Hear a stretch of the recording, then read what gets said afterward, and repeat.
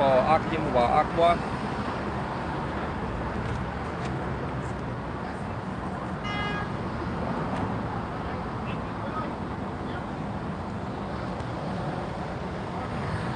Shalom, shalom, shalom.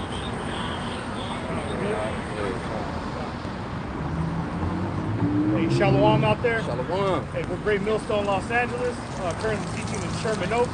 Before we get started, we're going to face the east.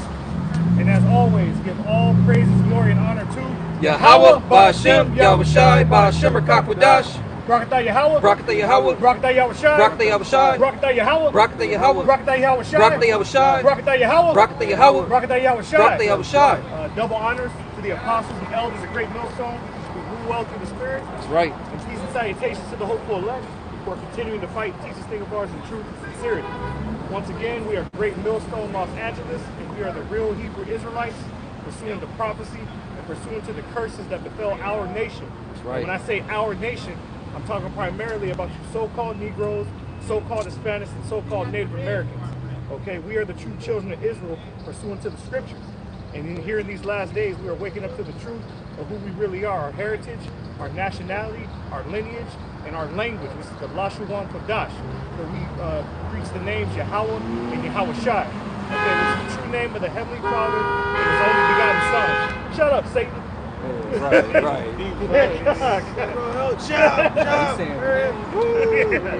God. And we're out here to do what we do best every Saturday on the highways and hedges: edify, prophesy, and teach. That's right. Yeah, nation at war, man. Our people are being attacked and hunted right now.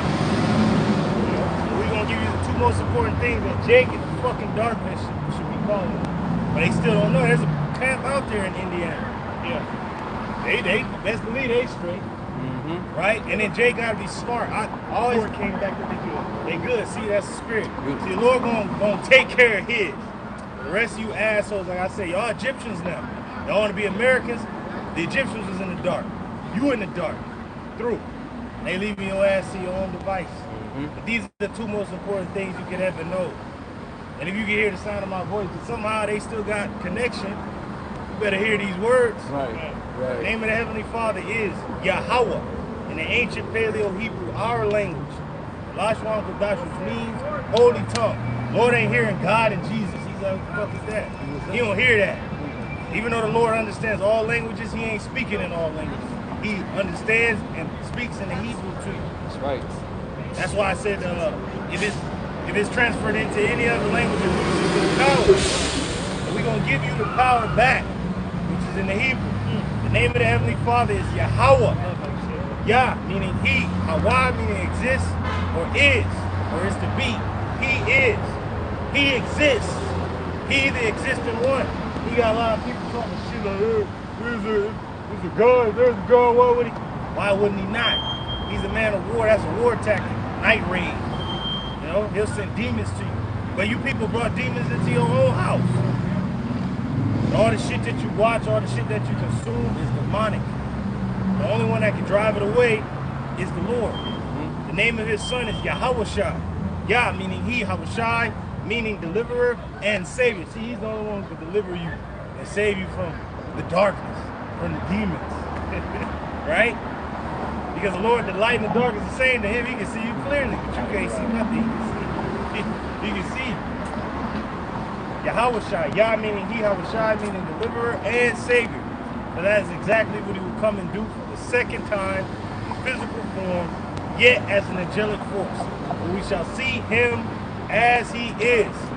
We shall be like him. That's right. That's right. Lord's willingness to edify, like the brother beautifully put, we're out here to edify, prophesy, and teach. Edify means to build up. Our people need to be ready for war.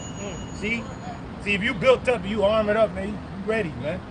You're like, all right, let them come like your rain. Let them come. We've been preparing. But our people ain't prepared. Can the brother get that real quick? And hand it back to you. Where it says, we've blown the trumpet to make all ready to the battle, but none going to the battle. So we've been blowing the trumpet, warning you that it's going to be an inside fucking job, civil war. Your government is against your ass. Your government, not ours. Your government is against you. And if you're an Israelite, turn back to your God and your Savior or die. Because the wages of sin is death. If you continue in your ways, sinning, then you're going to die. That's the only end for you. Can you get that out? Job, the only hope is giving up on the ghost. Man, like, the scriptures are so cold, the bars drop like, damn. I'm walking off the stage like, oh shit, man. It was a bar, bro. You know? And then, like you said, King David, along with others, you got, what's my man's name? My man,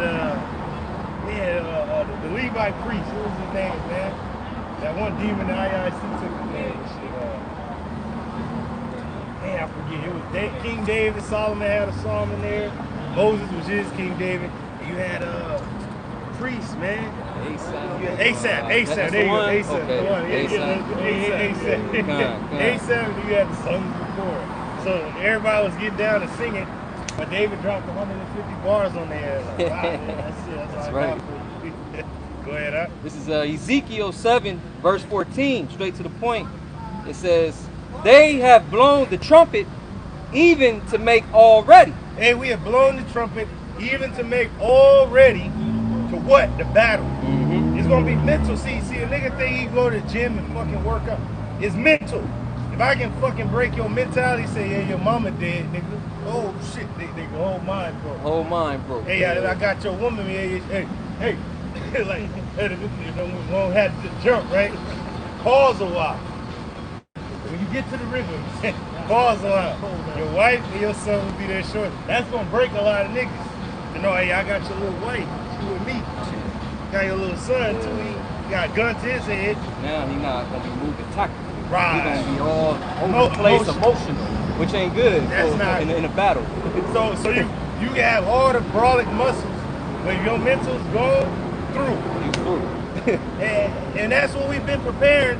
Really, you think are we out there like ISUPK running and jogging and marching and shit like IUIC? Hell no. The apostles been blowing the trumpet mentally to get our minds mentally out of this fucking stupor, sodomite ass fucking estrogen filled place, and to get us back into the masculine wartime, pillaging, fucking what is best in life, Conan type spirit. Did you see what the brother put in Chat GPT?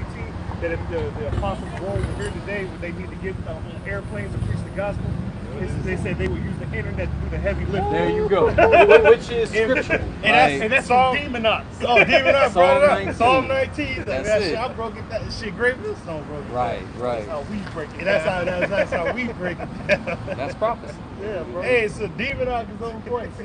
See, the technology works for because it's funny. It was created by rats, but rats love our culture and they believe they us, so it's going to tell us what we want to hear. That's right, Now bro. what the fuck they talking about? I'll show you they not in control. Ultimately, the Lord is in control. That's right. Hey, like the nigga that tried to put a curse on us. The nigga told the king of Moab, like, nigga, I can't say what the Lord tells me not to say. I gotta, even though he went through sorcery, the Lord was like, hey, nigga, when you get to the source, it's me. Ain't about to be Satan. Right. You talking to me. Like Satan works for me. And like one dude said, he said, you Satanists are clowns, man. Y'all so afraid and so fearful of the God of the Old Testament. Y'all had to figure out to worship somebody else less than him. Like, you niggas worshiping a less power than him and Satan. That was like saying worse for the Lord. So a satanic nigga is a damn fraidy cat of the Most High. I was like, oh nigga, you so weak you can't praise the Most High for his cruelty, so you gonna praise Satan. And Satan has to give permission. Exactly. Yeah. Read Job. Can I get a quick precept? Go ahead. Just to back up what you said, Isaiah 45. There it is. I'll begin at verse 5. The point is in verse 7. It says the headline is the Lord Yahweh Shemashai alone is the power. That's right. He alone is the power. It says, I am the Lord Yahweh Shemashai, and there is none else. Woo, bro! Isn't that wonderful, man? Like you said, he's the source. Yeah, that fucking Muslim, fucking nigga, Buddha, worshiping nigga, the nigga with the blue nigga with 7 arms. Yeah, fucking Shiva. Our God clearly tells you, that we're telling you that our God alone is. Remember the nigga at the job named Vishnu? Yeah, oh shit. His mom was Indian. Oh, but he was Jake though. Yeah. So she named this nigga a damn idol. God, you know what pops that name. Oh shit. That's Satan, man. What the hell? But that goes to show you these heathen women are fucked up. Go name him after a demon and shit. Yeah. It's like the That's- North. Naming their son Jesus. and shit. Jesus. Like, get the fuck out of that bullshit. Because we know what you were trying to do, but you can't do it because that ain't really it. It has to be Yahushua or Joshua. Yeah. Even the Southern Kingdom name, they say Joshua. Calling him and shit. And he ain't even living up to his name. Right? And then I know a dude in elementary, his name was O'Shea or Hosea. That was my best friend and shit. Northern Kingdom? Nah, Southern Kingdom. Southern Kingdom? Oh. But they knew that the spirit, one of his brother's name was damn Roman name, Marcellus. I was like, ah, shit. I was like, come on, man. Nice you go from O'Shea to Yeah. Oh, shit. His is O'Shea, Yeah, right? O'Shea. Yeah. And there you go. Go ahead, huh? That was it, huh? Oh, No, no, yeah. it's lucky. It says, I am the Lord, Yahweh Shemashai, and there is none else. There is no power beside me. The Lord our God is telling you there's none else out there. So you other people worshiping any other God, you're a clown. And if you're a heathen, well, our God gave that to you to worship. How about that? Yep. He said, I don't want you worshiping me. Worship that tree over there or the ground or something. Go over there. We're supposed to worship the Lord alone. Because there's none else out there. The angels worship the Lord. The demons tremble and worship. So what we gonna do? We gonna do the same thing. Then he said we gonna he worship. searched the heavens, throughout the heavens, and found none else. There's none out There's there. none out there. He said he alone declares alone. to the creation that he lives forever. Go ahead, huh? It says, I girded thee, though thou hast not known me. See, the Lord girded us, formed us, though we didn't know him always, and a lot of the kings of the earth don't know him. But yet your ass is moved by our God. That's right. Our God moved that dude Putin to open up the vault on your ass. Our God moved Trump to be an asshole, to go to war with Iran. Our God moved that punk ass nigga Yahoo Soda to attack Iran. But it's all according to prophecy. That's right. See, we knew it was going to happen. You dummies didn't know. Oh, I don't want that to happen. It has to happen. World War III is going to be declared to free the Lord's people from captivity. That's right. That's one thing you don't fucking know. But we are telling you that's what's going on. That's why all this is happening. I'm gonna hold that for you. And then the Lord is judging his people with earthquakes and tsunamis and twisters and blackouts because they ain't right. And the Lord gave them ample time to turn back to him. And now it's too late for a lot of our people. The Lord is now starting a war with you. Go ahead, huh? It says, that they may know from the rising of the sun and from the west, and that there is none beside me. There's none beside the Lord our God. From the west, where we're at, to the east where the sun rises, all over the planet Earth, all should know that there's one power, even Yahweh, and his expressed image, Yahweh Shah. right. They know it, but they can't utter the name because it's dreadful among them. But we're uttering the name and the world is changing. People are starting to realize, oh shit, Israel knows who their God is again. Yahshua Allah knows. And that's why war is breaking out. That's why you people are diseased and dying. That's why your government is coming up against you, because it's a corrupt world. Go ahead, huh? It says, I am the Lord Yahweh Shemashai, and there is none else. This is the Lord Yahweh Ba'Shem Shai, God of Israel. There is none else. Don't give me that God and Jesus crap. You can't prove that that's anything. The God of the Bible is a Hebrew. He speaks Hebrew. God is not Hebrew, that's English. He even said he's the God of the Hebrews. I believe in that in there you go. Exodus. So if you're calling on the God of the Hebrews, you need to know Hebrew. His name is Hebrew. His son's name is Hebrew. Is he not a Jew? Well, how you know there's people over there? Idris. Isaiah. Here's the point, verse 7, it says, I form the light and create darkness. The Lord forms the light and creates darkness. So all the bad things in the world, from the death to killing, to the trafficking, to death, to all the bad things you can imagine, the Lord is behind it. Because this is a wicked ass world, he has to put a check on, say he playing chess, multiple chess games around the world with himself.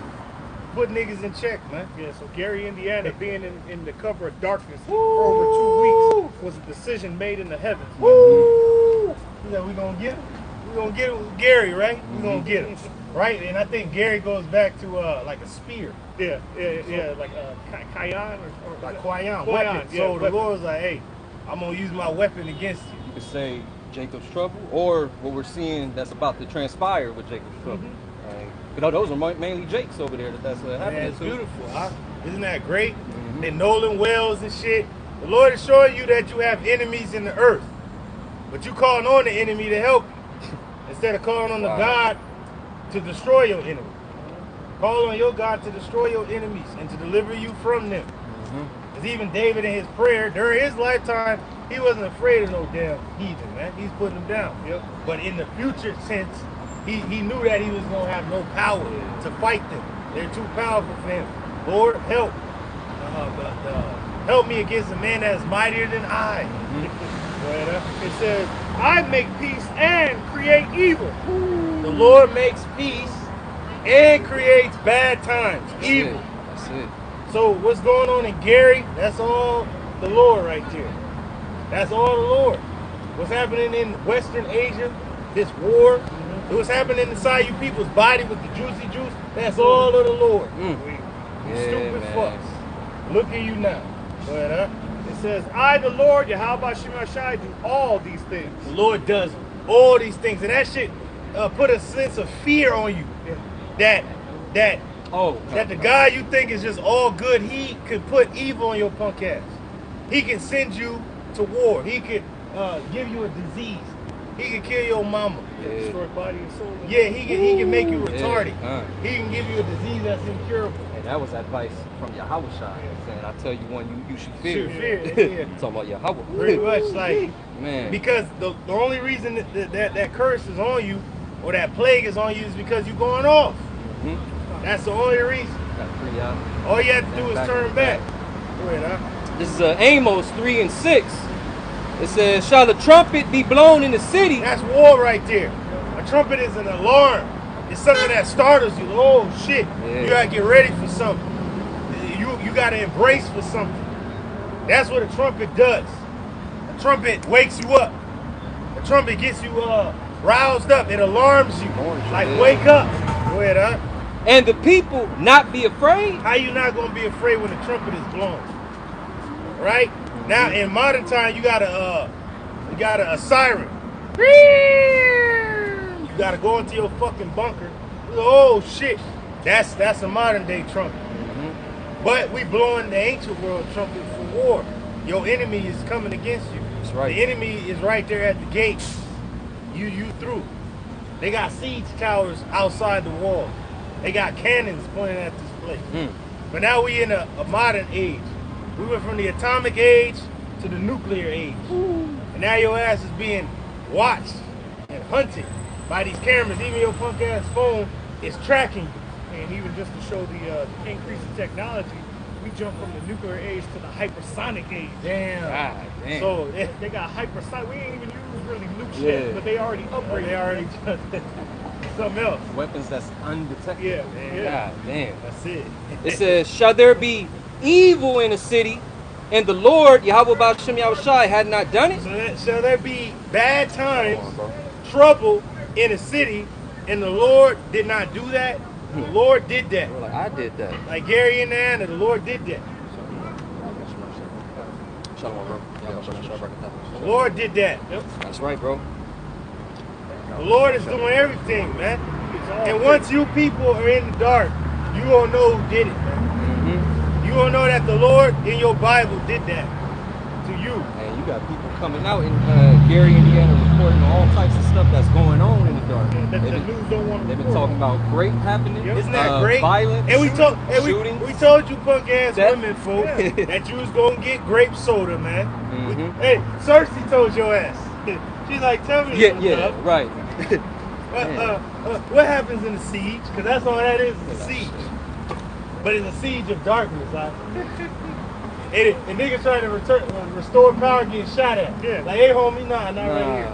Like, nah, we want this. Yeah, they say you got people stealing generators from other people. And they don't even know how to power the shit. And if you turn the shit on wrong, carbon monoxide gonna kill your black ass. If you don't got If you don't got Oh, damn. They just have it running in their house. They gonna fuck around. Yeah. Fuck around and die from that. Ain't that It's simple though. Yeah. But some shit that you stole. But then again, But Yeah, thou Yeah. shalt not steal, huh? You gonna have to pay They 7 stole for it. something for their own destruction. Damn. God damn. not knowing. Hey, bro, and that's crazy how the respiratory dudes came to the Came job. to the job Like, they yesterday. like, Yeah, get get that mask. That's crazy. Yeah, that's crazy, Yeah. Go ahead, Verse 7, it says, surely the Lord Yahweh Shem Yahushai power will do nothing. He will do nothing according to what you people are talking about. Lord's doing a whole bunch of things. What God would allow this?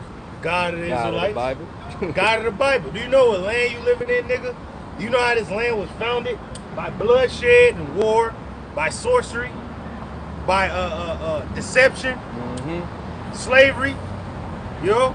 Like your boy Lincoln said, and it's funny, Lincoln was from Gary. That's his fucking hometown. That's his shit, hometown? right? Oh, shit. This dude Lincoln said during the Civil War, he said, in order for the blood to be balanced out, the blood of the lash must be balanced out by the blood of the sword. Yeah. Civil War, right there. So the blood that was shed during slavery has to be balanced out by war to free those so-called slaves, which is our people. It's so beautiful that you're bringing that out while this brother's reading the scripture, because that's going into the Lord sending a warning before he sends judgment. Right. He tells his prophets to go give a warning before he sends judgment, so you have time to get right, Bro. to repent, to turn back. You know, now you're all fucked up. Like your boy Samuel went up in there and music stopped. Niggas, oh shit, niggas stopped. And he just went in there and told Saul what it was and left. Fucking thundering and lightning and storming. He just screaming, Samuel! Bugging out. Samuel, what you do? He's I'm sorry. Of course, go ahead. I'm sorry. Because when we leave a word there, whoever's not for the word, they gonna get fucked up. They gonna be through. All from that. It's like we gotta leave you a message and that's it. We can't. But you promised us the one dude on patient. But you promised us a safety. He's like, that is between you and God. Yeah, right. He's like, burn the church. The prophet's been doing their job, man. We've been giving you warning. Whatever happens to you after that, that's on you, man. That's between you and God. So it's really between you and the Lord. Once we tell you what it is, you get right with him or not. Hey, is there not a camp out there? Yeah. Right. There's a camp in Indiana, man. So, come on now. That's the birthplace of MJ, Michael Jackson and shit. That's where they from, here in Indiana. But his name, Michael, my alcoholic. He that's like the Most High was among you. The brothers. They were telling you the will of the Lord and you didn't listen. Now niggas is in the dark. Black woman a demon. Oh, you need a man now, huh, bitch? See? Oh, I don't need no man. Oh, well, hey, it's a different song out there. Right. Song He needs you, and his name is Diego. Yeah. It's night. It's night. Diego night. Yo. And all they hear niggas trying to restore the power and shit. And don't you put that evil on me. They shooting at niggas. And then they tell them, woo! Forever purge. Like, man, the purge was yesterday. Nah, it's forever It's forever purge. So it's a purge. Go ahead, It says, surely the Lord Yahweh Shem Yahushai power will do nothing, but he revealeth the secret unto his servants, the prophets. The Lord is revealing everything going on in society to his servants, the prophets. You can take a picture of the sun, not us. Go ahead, That was it on that. Oh, read that again. Con. I didn't make music better right now. She gonna keep This is Amos 3 and 7 from the top. It says, surely the Lord Yahweh Bashem Yahushai power will do nothing. See, the Lord power to you people that don't know his hand will do nothing to you or for you, but he's going to reveal unto us what he's going to do, and we warn you. So you can get yourself right or be destroyed. That's right. But he revealeth the secret unto his servants, the prophets. You know, old girls, I'm never going to post it like, we already know it's for you, baby. You know, you're going to play with us. Or she might put us on the wall like you, and we going to be in the back. I ain't going to touch Hey, Ray Ryan gonna go in there and see the picture of the bros in the back. They be like, who's that? Oh yeah, I know them. But that's the fan the Lord promised. See, we ain't celebrities. Right. But the niggas wanna take pictures of us and shit. We like, man, whatever. Go ahead, huh? It says, but he revealed the secret unto his servants, the prophets. Now, hey, Blue Letter, get that word secret right there in this verse. I think we ever went into that, but I know I ain't. Amos 3 and 7. Because it's not really a secret. The Lord is very out in the open with everything he does. He's like, was I in the dark place telling you this? Was you just bugging out? Like, nah, I told you plainly, but it said in another tongue and stammering lips where he talked to his people. In the ancient world, we talk to you in the Hebrew, which you can understand. Now, we're talking to you in Spanish, English, and in Ebonics. Street vernacular. We're talking to you like that. Some J don't even get that. And, but anyway, they just from Gary. They escaped. They escaped. Go ahead, all right. Once brother's got it, we're going to read it again. We'll bring it out. So why? Yeah, so why? In the Hebrew, It's that secret. So why? It means counsel. So the counsel of the Lord is among his men. We know the counsel of the Lord. We know the counsel of the Lord. We understand his plan. Like, you have counsel before war. You have war councils. You have political counsel, governmental counsel. Like, all right, what's the future of the world? What does it look like? You know, David had the counsel with the priest, Nathan the priest. He had the counsel with Benaniah, join with your son Adonijah. Is he to be king or is he Solomon? David was like, well, you hear from my voice only that Solomon should surely be king. And go let everybody know that this is my decree. And then he bowed on the bed, and then they bowed to King David and said, all right, well, it's done. That was a counsel of the future of the kingdom. Like, it's going to be transferred to, it's like they said the nation waits on your word. Who's going to be king? Solomon should surely be king. And then once Adonijah found out, nigga ran. he said, tell Solomon that please that he will not kill him. And Solomon said, if you show yourself to be a goodly man, then I will not kill you. But if you do wickedness, you should surely be put to death. Yeah, very much he knew like that. That's the king. Whatever he say, I'm dead. I'm dead. Go ahead up. It says assembly. Oh, but what type of assembly? Is it a party? Is it an Israelite party? No, it's a solemn assembly because it's very serious. It says in quotations, a familiar conversation. Familiar. But So you remember, though you once knew. Man, it's familiar, bro. You thinking like, because you remember just like the disciples.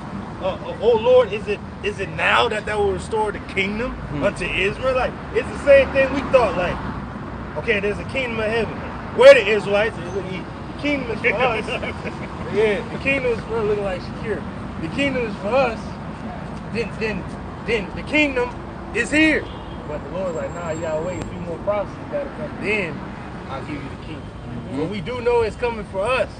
So we don't have to build generational wealth or make it in Babylon or happy wife, happy life when we gonna have Isaiah 4:1. What's the point of pleasing this one demon that guy ran through or was touched before we got to her? Then to just wait.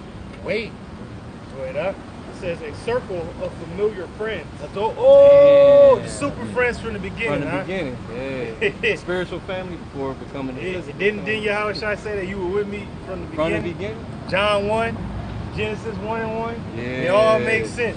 That's the secret. You know, you only give your best friend the secret. Hey man, That's it. I tell you, man. That's it. You don't tell everybody. Or that scripture where it goes into the brothers. Yeah. And weren't we all at the table with the Lord? Even though the disciples was there physically, we were there. Yeah. Because when you sup with somebody, that's an intimate, gathering. That's a meeting. That's the spirit. You in somebody's house, you know, chilling. They say that? That's the next That's one. the next point. It says in company, familiar intimacy with God. Oh, and that's exactly what sup goes into. Yeah. Wow. With their closeness, we're close to the Lord. We agree with what He's going to do. A nigga that hates the Lord, oh no, I wouldn't want him to do that. Well, nigga, he don't need to counsel with you to do anything. He gonna tell you, all right, this is what it is. Go tell him this is what I'm gonna do. We with it. Con out of one. Yep. If a nigga ain't with it, then he gonna be destroyed. Right up. It says a sitting together in assembly, either of friends, familiarly conversing, of judges consulting together, consulting with the powers above. Woo! So that's the counsel of the Lord. That's heavy, bro. A counsel above. The Alahayim. The Alahayim. Yep. And also, don't forget, Yahushua said, you are at my table. You were with me in my trials. And I prepared for you a kingdom. And you're going to sit on thrones. See, the Lord already set it up. We at the Lord's table. This last Go ahead. It says, and there's the Lord. Beautiful. A familiar acquaintance with Yahweh, his favor. Oh, Damn. so the Lord's favor, man. That one word with him. And Yeah. what's the Lord's favor? Who was the Lord's favor to David? Solomon. Solomon. We know that Solomon is who? Yahweh Shai. So the Lord, Yahweh gave us Yahweh Shai, Mhm. which proves that we're in the Lord's favor. You other goddamn groups that's calling on Christ, you ain't in the Lord's favor. He don't give a fuck about you. That shows you how important the elect is. Yeah, and that's how important Yahweh Shai Yeah, is. even Yahweh Shai. If he's not in the midst of you, I don't know what you doing, man. You in the dark like niggas in Gary, man. They building, but it's vain. It's a vain building. And they watching in vain. Mhm. Niggas watching, looking into the dark, don't see nothing. But there is something out there. Niggas just shooting at you. Damn. They don't want you. Hey, niggas trying to get the light back on like the foolish virgins, and niggas is shooting at you to keep it off. hey, like your boy, what's that dude's name? Turn off the lights.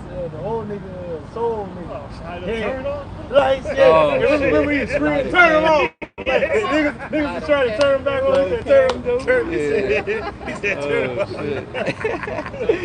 But he was screaming in the song, like when you hear it all the way out at the end of the song, he said, turn them off. He's screaming at you to turn them off. He said, oh, okay, I'm gonna turn them off. But that's what they saying in Gary, like turn them off, keep them on. Keep Don't turn them them off. off. This is John 15. I'm going to begin at verse 13, but the point's in verse 15. And it's red letters, so words of our Lord and Savior Yahweh Shai. So John 15 and 13, and it reads, greater have no man than this, that a man lay down his life. Yeah. Read it again. For greater love.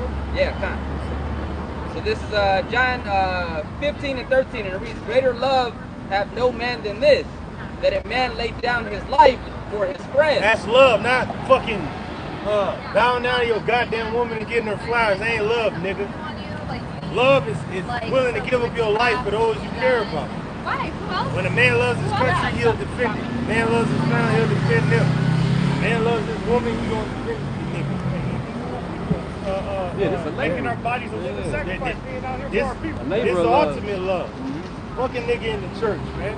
Fuck these niggas at the job that we know that's of our people. Niggas ain't. Y'all ain't nobody, man. We couldn't depend on you if we really were going to war in the ancient world. We need every able-bodied man to fight this war. And niggas is cowards. Niggas is under they bitch. They bitch is stronger than them. Like, what the fuck? Like, this shit is bugged out. But that's why the Lord has it set up for you to die in these wars. And that if your woman folk is good enough, they'll be transferred to a bro, or they're gonna die next to you. You know, you got it. Where Messiah? And that's it. Whatever that shit Read says. on, John 15 and 14, and it reads, ye are my friends, if you do whatsoever I command you. So you're only the friends of the Lord if you do what he tells you to do. I don't give a damn you say you know the Lord, you don't know him. Because you ain't doing what he told you to do. Right. The Lord is our master, commander, captain, ruler, shepherd. We listen to what he says. Fucking people just doing what you want to do, man, and acting like you know the Lord. You don't know no goddamn body, man. You don't even know yourself. That's why when society opened back up, niggas was happy to get back out there to lie again, to put that mask on. Word up. Reading on verse 15, it reads, henceforth I call you not servants, for a servant knoweth not what his Lord doeth. See, a servant doesn't know what the master is doing, but a friend of the master does. We're friends of the master. We know what he's doing, what he's planning. Build his secrets to us. And then our people don't know because they're not servants. They're fucking peasants and shit. They're under the servant. So you really don't know because he ain't letting Esau know nothing. He's bugging out. We know and we're letting Esau know and he's thinking we joking and fibbing. We're like, nigga, that's what's going to happen whether you believe it or not. The writing's on the wall. And Esau's getting to a point where like, I can't read the writing on the wall. Can you explain it to me? Yeah? Okay. Oh, king. We're going to explain it to you, but it ain't good. Yeah. It ain't good for you. But Reading on, it says, but I have called you friends. the Lord called us friends, brothers, family. Go ahead up. For all things that I have heard of my Father, I have made known unto you. So everything that he's heard of the Father, he's made it known to us. Break down friends, right? Huh? Oh, yeah. What's that, in the Italian? Yeah. Italian slash Latin. Italian slash Latin, that word friends is fratello, which goes with the brothers. Brothers. You know? So that's very intimate, as we read the secret, goes Yeah. with the intimacy. Yeah. Those intimate directly with the Heavenly Father. Yeah. And it makes sense that those spirits were specifically chosen by the Heavenly Father. That's it. You know? They would do the things pleasing unto the Heavenly Father. Mm-hmm. You got it out. That's it. You got a pre? I don't think I ever finished reading that Ezekiel. Yeah, go get that Ezekiel. Yeah, that Job. Get that Job. Got that Job. And then also get burning and fuel of fire. Get into that World War III. Yeah. And get in the chat. Are we in World War III? Well, we brought that out last time. Nah, you didn't bring it out. Oh, I did. Oh, We didn't okay. get a chance to. I know brothers going to other shit. Nah. And, I knew you was holding it. I was like, damn, we didn't get a chance to bring it out when we had your ball out here. Nah. And then y'all was with us. Again, we was bouncing spirit around. was bouncing- It was yeah, bouncing around. yeah. But I know the brothers holding it, but we didn't get a chance to bring it out. Though. Go ahead, huh? This is Ezekiel 7, verse 14 from the top again. And it's going into Jake. Now, the war is going to begin at Jake's doorstep with this Trojan horse, which is a script. And the Greeks going to break out. And the Israelites going to break out, man. And you're going to be destroyed. Hey, like the brothers say, the prophecy's jumping off the page. Prophecy's going to be jumping out this Trojan horse on your ass. Big time. You know? And you ain't going to know what's going on. And you stupid ass devils, you ugly ass Edomites, you so-called white people, by you burning down the walls of Jerusalem, you burn the world entire. Now you through. Now you gonna get what's owed you. You burned our cities to the ground and our temple, and now the Lord's gonna burn your cities to nothing. That's right. But with fire and brimstone gonna be scattered upon his habitation. It's gonna go ill with him that remains in his tabernacle. Go ahead, huh? Ezekiel 7, verse 14, it says, they have blown the trumpet even to make all ready. So we have blown the trumpet even to make all ready to the battle, huh? And it's gonna be crazy. We're gonna get into modern warfare, huh? I haven't played none of the goddamn Call of Duty games, but I'm more up on modern warfare than these niggas is, right? Because we keeping up on geopolitics, the war going on, the crane, the women in the crane, huh? You know? That's what I'm thinking about. See, a real warrior's thinking about, killing the enemy, that's pleasure right there. But getting a woman, that's for the babies, that's what he said. Unlike the heathen talking about, well, man, It said woman for baby, man for pleasure. Bullshit. Ours is Ours is opposite. bro. Killing for pleasure, That don't even sound women for right. babies. Yeah, That's bro. what we at. That don't sound right? Nah. And like the Elder Barak said, you got the Muslim women covered up looking cool though, huh? But they don't get the ride like that. See, Ishmael's a clown, man. He don't be slaying it like that. See, Jake, that's why when they get with Jake, they all happy and shit, bro. They got their nails did, they looking cool and shit. Cause Jake gonna give you to do benevolence. That's in the law. It's in the law. Punk ass Muslims, man. What the fuck y'all doing? You supposed to beat the nigga down. She already in order, and you barely even see this nigga, man.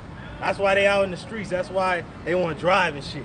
That's why they throwing the hood job off, because you niggas ain't piping them down. Go ahead, huh? It says they have blown the trumpet. That's one thing all the nations women will say, that the chocolate man, which is the southern tribes, and I want a little salsa flavor. That's the northern kingdom. They say they good lovers. What the fuck does that mean? We kissing on a nigga and hold? Nah, we beating it. They beating it down in the bed. Beating it down. That's why a lot of the trainers is Jake. Jake know how to do the hip thrust, Like we don't just lay there and shit like this. We golf on it. No, that's some point. You gotta grab it, you wrap the hair around the fist, and grab the cheeks, me and this brother walking from the coffee shop. There you go.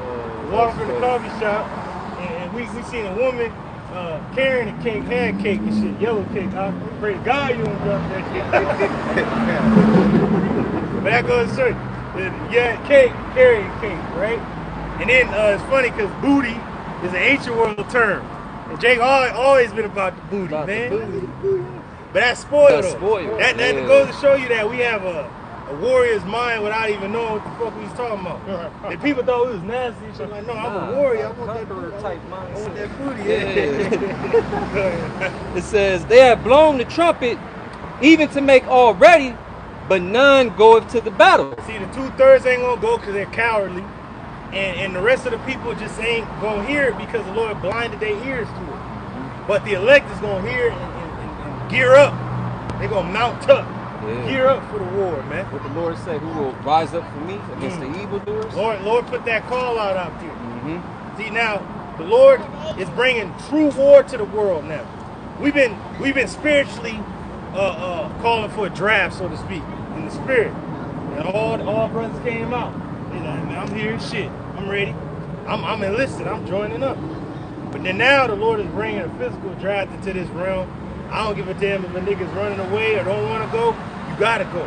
The Lord already numbered his people to the sword, to the captivity, to the famine, and to death, and to wild beasts, fowls, and shit. So you already been numbered. And come this December, from 18 to 26, you have no choice. No choice. You automatically enlisted whether you want to or not. You got no chance. There's no chance in hell. Niggas was jumping off that the carrier. Yeah. And they grab their ass back up and put them back on there. And these are soldiers already enlisted. Damn. Right. So they already know it's death. Yeah. Damn. So nigga wasn't happy for the lobster and steak. They knew they was gonna be through. They was gonna be swimming with the fishes. So they like, might as well just do it myself. Jumped in there. Go ahead, huh? It says, for my wrath is upon all the multitude thereof. See, the Lord's wrath is upon all the multitude thereof. The Lord is angry. He's pissed off. He gonna kill you weak ass people, man. If you're not a warrior in this time, then you gonna die a fucking coward, man. And if you think you big and bad, you gonna die braver than most. You gonna come up against the Lord, he gonna smite your ass. Chop him down. Go ahead up. Verse 15, the sword is without, and the pet. Oh, Sword is without. The war is out there. The war is waging. You can either go to the Ukraine. Certain people join up to go to the Ukraine when that dude Sleepy Joe was in there. People was enlisting to go over there. The Koreans was fighting over there. The Iranians went over there. The Russians been over there. The Ukrainians needed aid. The aid was being sent, and even certain Marines and goddamn special operations was going over there fighting on the U.S. side. And that's when the Ukrainian women was going to Poland and Germany and all those neighboring countries to flee from the war. yeah. And they was grabbing old niggas up to go out there. And we already know that the war that's waging over there is dug in. It's robotics, trench warfare, you know, drones. God damn, like it's just automation. It's like the first scene of fucking Terminator. That shit is crazy. Niggas is stepping on skulls, niggas is running, the motherfucker with red eyes, you got that fucking Skynet shit, scanning the area, that's scary, bro. It's really Skynet over there. You got a drone, pinpoint your ass, man. Go ahead, huh? It says, and the pestilence and the famine within. And the pestilence, the disease, and the famine, lack of resources is within, right? Which Gary, that's kind of, Gary. you about to say it, yeah. That's in Gary because when the power is off, your water system is off, and the waste system turns off. Unless you know how to do it the old school way. When you do have light, Jake should be going to the bathroom and doing all that shit in the daytime. Get like a gallon of water and like flood, like force whatever's in the toilet to go down. Clean the bowl, bathe yourself in a little bin and shit, and like wash up during the day. See what you can get done during the day, and then when the night falls, be in your fucking house. That's the only way to survive in a blackout. If there ain't no power, you gotta make your moves during the day, and then get back to your fucking area at night and close yourself in. But like you said, at night, grape soda is happening. Niggas is shooting at you. They grabbing you up. Man, that thing is smiling over yeah, what's that thing? Grape soda. That's all. Grab me. Because she knows like the best man gonna win. Like whoever I can grab him by, he's gonna have chicken. You know, that's all they gonna be thinking about. He has food. Yeah. Go ahead, huh? It says, he that is in the field shall die with the sword. Woo, he that's in the world. The field represents the world gonna die with the sword because it's gonna be a world war. If you out there, you gonna die, man. Go ahead, huh? And he that is in the city, oh man, that's the worst place you want to be. Leave the world behind. Told you that. You rather be on the outskirts of town. And like that Green Beret, he said, when everybody else glued to the TV screen, you got 12 hours to get any direction, Yeah. or you're gonna be closed in. So hey, there you go. Oh, one chick, you said one chick left Gary and went to fucking Atlanta or somewhere where her parents. Go get her parents. She was smart. She was smart. Get your stupid ass out, man. And then around day 3, she said, all right, I'm out. Yeah. She said, fuck this. She was smart. Because that's what a woman's supposed to think of. Like, if she ain't got no man, what's the best place she can go? I gotta go back with my Go dad. back and to her my dad mom. and mom. Yep. Parents. Now, you gotta be smart about this shit, man. She'll just stick around to get her provide play with. She's like, I'm out. I'm go. I'm done. But she was smart though, because she a woman. You know, I gotta get out. But soon the whole United States is gonna be in darkness, man. Unless you got a generator or you in a 15-minute city. That's what's gonna make the 15-minute city look like gold, huh? They gonna have lights and they gonna have provision. But that ain't gonna be that's gonna be a death trap for most. Yeah. Once you get in there, that's gonna be the end of you. Those that use a generator, they gonna Green attract attention to themselves. yeah. For those that have a generator, because they saying Gary, people are stealing generators now from other people And don't even know how to use and don't know how to shit. use the shit. Like, goddamn. It's at 46. I'll finish it off. It says, and he that is in the city, famine and pestilence shall devour him. Famine and pestilence, famine, lack of resources, and diseases will devour him. Because over there in Gary, if you're not, if you ain't got good hygiene, especially you women folk, especially you women folk, you know, especially you women folk, you on that time of the month, oh yeah, you throw a bear smelling your ass. A wolf is out there and shit. The coyote is waiting. He's like, man, that Acme don't ever work, but I know it don't smell it right now. Hey, cause we got coyotes over there where we at. Yeah. They in the hills, you know. They be out there posting like, hold it down. They be out there by the job. When I get it up there early and I do a lesson, they come by the car, just staring. Oh, they was running through Air Force a couple of times to get them Oh cats. yeah, to get them cats. Oh yeah, the Yeah. possums and shit. There was a possum that was had his guts turned out and everything about the 6,000. By the 6,000? Yeah. And you had that little baby one, remember the other I day? think it might have been that, bro. That shit was just Damn. Hey, your boy, Damn. Ensenada was carrying the nigga like he was. Yeah, he don't give a He says he eats. Oh hell What? no. He said it tastes just like lobster. Oh, and then he eats that bullshit. Yeah. He Northern Kingdom too. Ensenada's He bugged possum. out, man. That's what he damn. said. Yeah, I know. That's horrible. Oh man. Zion got that Job for you. Well, go ahead, I'll bring it out. It's Job 11 and 20 straight to the point. And it reads, but the eyes of the wicked shall fail, and they shall not escape. And their hope shall be as the giving up of the goat. Man, read it again. This is Job 11 and 20 straight to the point, and it reads, but the eyes of the wicked shall fail, and they shall not escape. They shall not escape. If you think you got an escape fucking plan and a plan B, you ain't gonna escape. It tells you that as if one did flee from a lion and a bear met him, and then leaned his hand on the wall and the serpent got his ass. That means there's no escape. It's final destination, man. And if you die here and now, and you don't know the Lord, that's why these niggas in the church say you gonna burn in hell. That's not really what it's talking about. It's talking about niggas dying for their sins on this side, not knowing the Lord, dying an asshole, a fool. Then the Lord, according to John 5, resurrect your ass, and then the missiles finishing you off. Damn, lasers. Yeah, I know. That's the last thing you And see. then he gonna kill you again. Yeah. And in the worst way. Yeah. Like, God damn. So you don't think you escape. Those ugly ass elites didn't escape shit. We're gonna resurrect your punk ass and gonna burn you again. That's the power of the Lord. Yeah. The Lord is terrible, man. Yep. Look at that. You know, and it says, and their hope shall be as the giving up of the goat. That's your hope. Damn. So the niggas say I'm saved. That goes into hope, expectation. But saved for what? From what? Exactly. Or for what? The missiles. Laser fire. Nuclear fire. Go ahead and read this real quick. First battle of Barn. And then just read that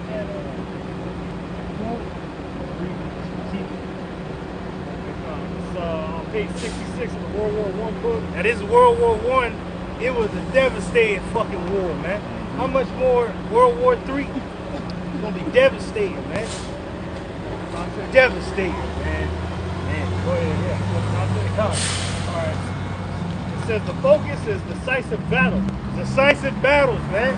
Over there in the Ukraine, there's specific decisive battles. But it's been a standstill because it's been a new type of war. Even though the Russians is winning, they don't want to like generally destroy a lot of shit over there because that's still Russian territory. And they want to take it over. And they want to take it over. They don't want to fucking destroy it. They could have easily demolished that fucking place. But they're like, nah, that's you got to take that, man. You know? It says before, it says 1815, just before Napoleon's final defeat at Waterloo, Against the Russians. the Congress of Vienna agrees new political frontiers to redistribute power in Europe. New political frontiers. That's what they're establishing right now in that Ukrainian war. All the Russians are doing is saying that we're just gaining back USSR territory that was taken from us in the late 80s, early 90s under Bush Sr. when the Russian Republic fell. All right, the United Soviet Socialist Republic. Go ahead. It says in 1871, it says at the end of the Franco-Prussian War. Franco-Prussian War. You gotta remember that Prussia was still a country. Austria-Hungary was still a country before World War I. After it, there was no Prussia no more. There was no Austria-Hungary. It was just Germany, Poland, certain lands right there, Yugoslavia, and all of that. It says France ceded Alsace-Lorraine to the newly formed German Empire. Oh, there it is. German Empire. See, Germany was an empire before World War I. They were just a country after World War II. Then they was a force to be reckoned with, but then they was defeated. But they were still a force to be reckoned with because what happened? The the German scientists were taken by Russia and the United States to enter us into an atomic age. And from an atomic age to a nuclear age. From a nuclear age to a supersonic age. So that's where we at right now, World War III.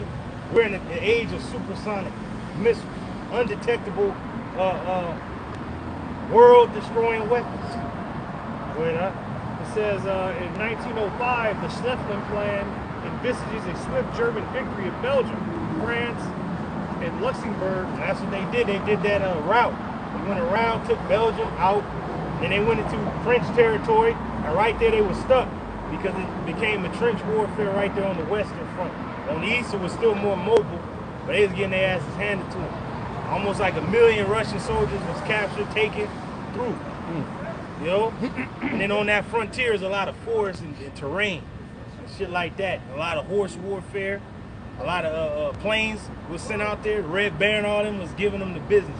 They had the balloons, they had the Zeppelins, and then the war started spreading out worldwide. It started going into the naval, start going into the Air Force, start going into the lands being hit. It says before Russia is tackled in the east. Yeah, before it was tackled in the east. They didn't want Russia to actually fight them, but they ended up going to war with them. So they had to fight on the western front and eastern front. Go ahead, Okay, it says after 1918, it says at the Second Battle of the Marne, Allied troops propelled Germany's last major offensive. That's it. Further Allied victories bring World War I to an end. Woo! So, because you gotta remember, the American troops was coming in by the droves, by millions, was landing. So they was replenishing the British and the French that was fucking tired like shit, fighting the Germans, and the Germans didn't have replenishing forces. They had to fight with what they had, you know.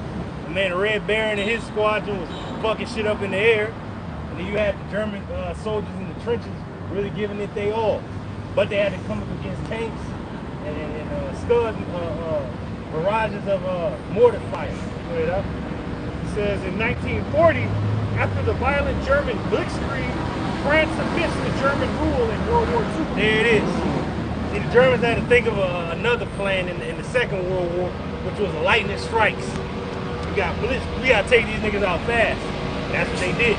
They took over all Europe in like a matter of fucking months, bro. All Europe was fucking German occupied, bro. The only one that withstood them was the UK and America. That's quick work. That was quick work because they knew they learned from their mistakes. And like in the last war, we gave these niggas too much time. We gotta get them out of the game quickly. And that's when you go into war brides. A lot of French women jump to the Germans and shit, dude. And instead of doing the what do they call that dance over there in France? Instead of doing the Moulin Rouge and shit, they start doing the goose step. Oh hell no. Here's a quote from CRMF Crutwell, A History of the Great War in 1934. He says, "The Marne then was not a miracle, but a brilliant advantage, rapidly snatched from the enemy's errors." Woo, so they learned from Germany's era. Those errors that they did, they capitalized on it. So that's what the Russians are doing right now with the drones. They're learning from their mistakes of how to get these Ukrainians. And then now they're seeing that, okay, what we learned in the Ukraine war, the Iranians is using that and they fucking up the US. With the same tactics we learned, our allies are using those same tactics to fuck up the actual world power. God damn. So there you go. So you Americans have to understand the war that you entering into is a new type of war. Right. Mm-hmm. Go ahead, huh? That was what was that? Read that. Well, this goes into. Oh yeah. Okay, so it says German armies pursue retreating French and British troops. You gotta remember that now the Russians don't have to pursue retreating forces. They just got the drones to bait them out. Yeah, imagine you have a drone just following your ass. If shit don't get tired, it's like, God damn, you just running. We'll check it out. You know? And it's just sitting over your ass. Now that technology, they got that from what? Cherries be serious. Watching your ass the whole time. And then they get you when they get you, like, God damn. Go ahead, huh? It says German armies pursue retreating French and British troops into France and advance on Paris. That's it. If it wasn't for the Americans entering into the war, the French and the British would have lost right there. Paris would have failed. But they pursued them all the way to Paris, but then U.S. troops was landing every day. So a new slew of fresh soldiers was coming in. Jake, Gad, Issachar. So they had more troops falling in. Like, God damn, like our forces already holding out as long as they can. But more of these niggas is coming in. We can't.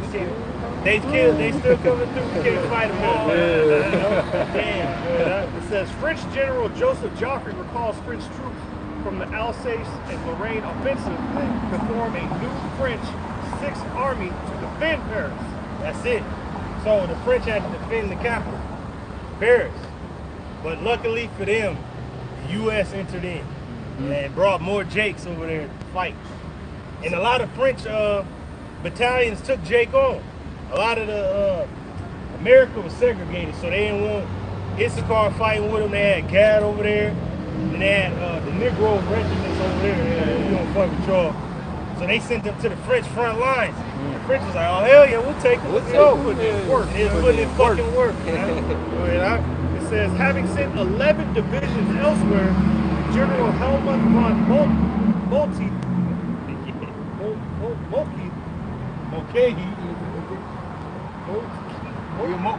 Moltke abandons the Schleifen plan to encircle the city. It says the German positions to the north and east of Paris leave them vulnerable to attack from the French and other Allied troops. Damn. It is kind of like in the standstill. They held it down to the 11th hour. It says a strategic victory for the Allied forces dashes German hopes of a swift victory in the West. Damn. All quiet on the Western Front. So Germany knew it wasn't going to be a swift victory, but it was a long, drawn-out fucking conflict, bro. That's pretty much what it was. You was going to bring something out? I got Isaiah 9. Come on, Bubba, sharp, bring it up. This is the book of Isaiah, chapter 9, verse 5. And the headline above Isaiah 9 reads, "The coming Prince of Peace," showing you that this is going to take place when Yahushua returns. It says, "For every battle of the warrior is with confused noise and garments rolled in blood." So every battle before World War I and II was really with shields, horses, arrows, and clinging and clashing and screaming. One army and screaming and speaking in their language, another army speaking in their language. It's confusion. Like, what the fuck? You don't know what's going on. Got horses neighing, fucking barrage of fucking arrows raining down. A motherfucker coming through the lines with a battle axe, bah, moving dudes out the way, bah, crushing the nigga's head in front of you, sticking the dude through. You going up against a guy and they just like closing you in and shit, just a fucking shield wall around you. Now you are speaking my language. Now you see a shield wall around you. You like, oh shit, you sinking in the mud and the armor. You cut niggas down. You get cut down. You got an arrow in your back. And you still fighting. It's confusion and noise and garments rolling blood. Niggas screaming because his guts out. Another nigga screaming for his mama. Another nigga screaming in the name of his demon. And he getting thrust through, pulling his ass out. That's it. Bro, this is during the time of swords, axes. Probably had dudes laying on the ground, limbs gone. Oh, and don't forget, bro. Kicking like this here, right? And then like the Genpai War, bro. The samurai was known for their katana, but mainly the warfare was the archery on horseback and the dude with that big ass the halberd, which is like a big ass spear at the end of a it's almost like a sword curved at the end of a long ass spear. They going on horseback. Wow, just slice through it. Then the horse is kicking your ass this way. He's like, oh shit. So, a lot of shit going on. Then you gotta cover up. You gotta rush through. You gotta be like Spartacus, fly over me and then land on it. Fly over. Then you got niggas on elephants. You gotta shoot them. Like, goddamn. It says, but this shall be with burning and fuel of fire. But this war, World War III is gonna be with burning and fuel of fire. You know, you're gonna be duking it out. Scud missiles is flying, they need that fuel to get them out there. Then you got the drones, they need the fucking fuel to be flying around. They got them stealth bombers, fucking jets, they need fuel to do these missions. Helicopter. Hellcat. We pay parts for that motherfucker. Oh yeah, right. There you go. Damn. It is what it is. Now, you got that bring out third world coming quick. Read this, read that title, and then read those boxes. Okay. It says the massacre of the innocents. Ooh, but there's none innocent. Whoever perished, Being innocent. being innocent. It says the What you got, huh? Con, bro. it says the first battle of Eep. You say it like Eep, but it ain't spelled like that. Okay. It's a French. Ypres or Ypres. Ypres. You just say Eep. Okay. In 1914. Wow. And then this is the first box. It says trained French, British, and Belgian troops fight together for the first time against German forces. Hold on. Drink a little bit more. That you got that Europe? Brother's drinking. Nah, go ahead. Go out, huh?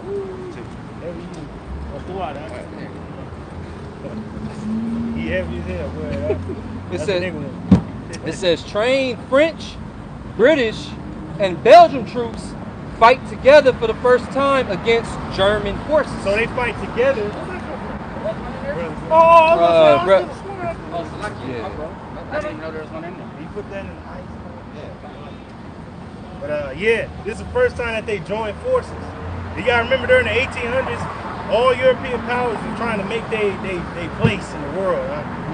They was down there in Africa getting them colonies. They was all over the goddamn place. But they finally came together, allied together to fight against another common enemy within Europe. It was all cousins fighting uncles and uncles fighting brothers and cousins and shit. It was just that. That's all it was. E versus E. E versus E. Yep. Right. And as they fighting together for the first time against German forces, it says, with fighting largely in the open, powerful artillery inflicts more than 100,000 casualties on both sides. They never witnessed that before. That's why trench warfare started. They was out there in the open, rushing at each other, fucking each other up, bayonets. It was just like the Civil War. They was flipping the nigga bayonets in the mud, fighting. you know, gals throwing the bayonet like a spear through it. Like, dudes are still on horseback, hitting you with the swords and shit like that. They had the metal helmet. Wow, they was giving it to you. But then they started. They would draw the mortars out, and they would have the gun turrets in like the forest area. They like pull back. Whoever comes out in the open, light them up. Light them up. They just light them up with the fucking those goddamn revolvers and shit. Taking them out. It's a lot of casualties. And more, 100,000. Like dropped in one day. Like, damn. So they had to dig in and like fight smart. And if they pop their head out there, that is the German front line. You want to go that way with the chap bowing. That's your way. No man. He was like a damn. He was what they call it? A landmark. Landmark. You got the bowing chap right there. He just dead. So you go right there. You go through the fence. That's your open. Go ahead, huh? The next box, it says the gunning down of German student volunteers. Gunning down. They were student volunteers. Damn. It's late. Oh, go They ahead. volunteered. But at least they had a manliness to go out there. But you niggas now in this society, they want to do a TikTok dance. But guess what? The clock is ticking on your ass before you go out there. You're going to have to go, or they're going to shoot you on the lawn, man. What they say they have forbade to go fight? Yeah. Babylon? They have for born to fight. Or born to fight. Yeah. It says the gunning down of German student volunteers is later immortalized as the massacre of the innocents. Damn, it was just young volunteers joining up, not knowing what this war was really all about. It was brutal as hell. It was shock and awe. Like, what the fuck? They didn't know who they was coming up against. Mortified, they never experienced bombs going off. They never experienced machine gun fire just at the constant. They never experienced looking out into the dark, not knowing that somebody's gonna sneak up on your ass. Damn. Or your helmet reflects the moonlight and the damn bullet going through and shit. They had no idea what they was getting into. Bro. And then the last box says the innocents are the vanguard of thousands more young volunteers sent to their deaths in World War I. Sent to their death. Damn. So if thousands of young volunteers sent to their deaths, are we not in that time now? All you young cats is gonna be sent to your death. YNs. You YNs. Right? And certain YBs. At least the men during this era, they were willing to go. They were, man. They was some warriors, man. That's part of what you say about this generation. Yeah, they had a sweetheart. They was leaving back home. They had a baby and shit. You know, they like, hey, I may not come back. Telling their ass like, Penelope, hey man, if I don't come back, you'll have to remarry. Oh, she slept me. Hey, I'm telling you, if I don't come back, remarry. Like, don't wait for me. Yeah. Give you permission. Yeah, Like, do your thing. Yep. That was just that was the last box. That was it? Okay, come. Go to stalemate. Come, read this right here. Read that right here. Come. Okay. Page 73, it says, Hold the line. read this one first? Yeah. Okay. Jumping down to this point where it says holding the line, it says the German attacks continue with unrelenting ferocity. Unrelenting. Damn. Giving it to them. How much more drone warfare, bro? Drones ain't gotta be awake. Once they detect the nigga on radar, they scanning in. You know? Like I did a lesson with the brother Issachar this morning, and I used that clip from Iron Giant when he went berserk. I'm gonna turn up the shit. He was giving it to him. The motherfucker's like, drive, motherfucker, drive. Florida, step on it. Get out of here. And he's like, point your weapons at the giant. He's like, now, goddammit, now. They just throw everything at this motherfucker. And he just came out with some new tech. He's like, boom, took out all the tanks and shit. He's like, we can't even stop this thing. We hit it with everything we got. He's like, not everything, General, the bomb. He's like, man, so you scared me. You want us to bomb it in order to kill it? He's like, well, we got to drive it away and then nuke it. Oh, shit. Yeah. So that's what they got to do. They drawing dudes out with the drones, and then they taking them out. So that's pretty much what they want to do with this draft. They literally telling these young cats, you going to be a cannon fodder to draw out the drone so we can see where they at. Oh, good time, too. But you died for a cause. But that is the German front line. That's the German front line. Hey, what do you say? You have a flag? Oh no, he said, but at least there's a medal and a ribbon for your wife. You know, like involved in the shit. He's like, what? So at least you got a ribbon and a medal, and you can get to your widow back home and shit. Go ahead, huh? I got you, You got that in the. You want to check the sound out? It's the Revelation 11 and 14, straight to the point. It reads, the second woe is past. Second World War, 1945. Victory in Europe. Russians made it there. And victory in on Japan. When they dropped them bombs on there. And it's funny because the Japanese surrendered 2 weeks earlier before Nagasaki and Hiroshima got the bombs dropped on them. But it goes to show you that dude FDR would have became president again. Nigga would have had a third term, but he died in office and shit. 1945, like early in the year. And the nigga Truman became president. Remember he told that dude Oppenheimer, he's like, Mr. President, I don't feel like I'm a hero. You know, I feel like I destroy innocence. And he's like, who this guy again? He's like, that's Oppenheimer, that's the dude that made the bomb that we dropped on the Japanese. He's like, oh. He's like, hey, get this fucking pansy pussy out of here, man. Yeah, that was He's like, he come up here again on that bullshit. He talking about he killed innocent. I'm the one that gave the order to drop the bomb. She was like, I did the shit. That scene was cold. We was looking at this nigga. Who the fuck are you again? Get this dude out of here, man. Bring that piece of shit back over here again. I'm gonna kill somebody. I dropped the bomb on him. I dropped the bomb on him. I'll show you. He said, Good. He wanted to see what he could do. my bomb. I dropped it. Yeah, he dropped that shit, man. Hey, but you know what? Truman got his ass handed to him when the Cherries showed up in the 50s. He pretty much scrambled the jets, and by the time they got up there, the Cherries Cherries is gone. And then that was the Lord showing him like, nah, nigga, I'm behind. Yeah, right over the White House. Right over the White House. Showed him like, I'm behind all this. Go ahead, huh? And it says, and behold, the third woe cometh quickly. And the Third World War comes quick. That's right. Really, the Third World War would have broke out back then because Russia and America was allies at the end of the war. By fucking 1946, 7, 8, they was enemies. It was espionage. They was doing fucking, they was high intelligence, they was spying on each other. But then the Russians got out there first with the cosmonauts. Now the Americans called them astronauts. Russians called them cosmonauts, but they got out there first and they knew they couldn't leave. So they sent who out there? Sputnik. They sent that satellite out there. And like my man on Iron Giant and shit, fucking Mansley and shit, he's like, we're in a very exciting time. We're in the atomic age. He said, do you ever heard of Sputnik? He's like, yeah, the satellite that the Russians sent out there. He's like, not just any satellite, foreign satellite. Foreign. It ain't ours and shit. That's why he's like, but why you in your little jammies? We're in Washington, wide awake. Wait, you know. He's like, we're scared. He's like, you might think this metal man is fun and that he's your friend, but who built him? The Russians, Chinese, the Martians? I don't care. He's like, but we got to destroy it before it destroys us. It's funny you say the Martians because there's a whole story about the Russian cosmonauts. When they went up there, they saw the chariots. And they said through the windows you can see some black faces. Some black faces. Yeah, some glowing eyes. How about that? Yeah. A whole lot of black A lot of black faces. Hey, man, that's funny how you mentioned the Martians. Hey, but Marvin the Martian's a nigga. He got the kicks on. Yeah. he all about destroying shit like that.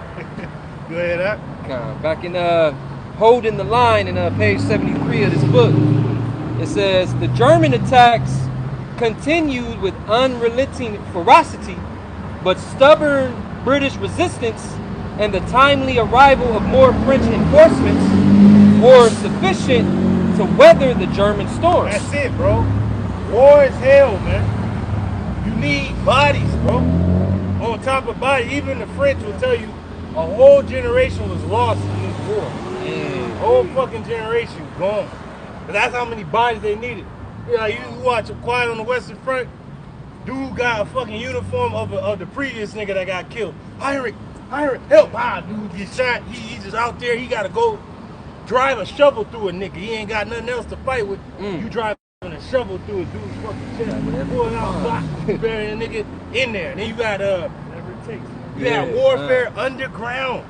They call them clay kickers. They literally enlisted the people that dug and built the sewer systems to go out there and fight in the trenches and dig under the trenches to get under the German line. So they had to go under the ground, build tunnels with fucking kerosene lamps and shit, and move through, and all they hearing is pickaxes on the other side. So that's how they can know somebody's on the other side of this fucking wall. Like, be quiet. Clay kickers, they would like dig without making any noise and shit. And then if the wall caved in and came down, they would have to fight the nigga up in there. And then bury it. Like, I didn't have to bury the nigga. He already underground. Yeah, right. You just had to keep crawling past the nigga's body and shit. Leave his ass right there for the rats to get his ass. Damn. But then you go deep into the tunnel, and there's a way all the way out because they had different watches. So you can go rest and recuperate. There's still another squadron in there to keep digging. And you just gotta go further into that tunnel until you get to a point where you can. I know it's probably hot. Cold. Hell yeah. Hey, but you know the way how they built it. The British at first, they shit was muddy and wet. The Germans built it real pristine because they knew it was going to be a long conflict, so they built it dry. They had the different bunkers and the beds where they make you sleep and dig into the ground. But the British was like, damn, we got to do that because we're going to be here longer than we expect. That's why you had trench foot and all that. Like, you got to move around, you got to get clean socks, you got to recuperate, we got to get the new crew in here. You go rest and come back, and we got to keep switching you out every week. You be out there maybe 7 days, 2 weeks, and they switch you out with another battalion that's ready to go. Unless that battalion was wiped the fuck off, then you just out there until reinforcements could arrive. That's hell, bro. And the one thing that they did on their downtime, niggas is smoking their punk ass cigarettes. Other dudes was drinking that whiskey, doc, and others was beating it down. They like, I don't know what I'm gonna be back. I gotta beat something down. Harness is there. Hey, cause the harness will let them know that they was available for service with the chalk. Chalk. Like they put their price on the bottom of their shoe with the chalk. Like, I'll take it for $3. $5 or something. But you know, they get that soldier's pay. They $10, a lot of money. I'm gonna get. Yeah, that's what they was buying, bro. Go ahead, huh? It says on November 11th, the German units made their final breakthrough attempt. Woo! More than 12 of their most skillful divisions, including the Prussian Guard, were held by the remnants of the Allied line. From then on, the fighting subsided as winter set in. Man, so they had to get ready for the winter warfare, man. War is hell, and you don't know what fucking terrain you're gonna be fighting in. You know? Go ahead, huh? Want me to read this part? Yeah.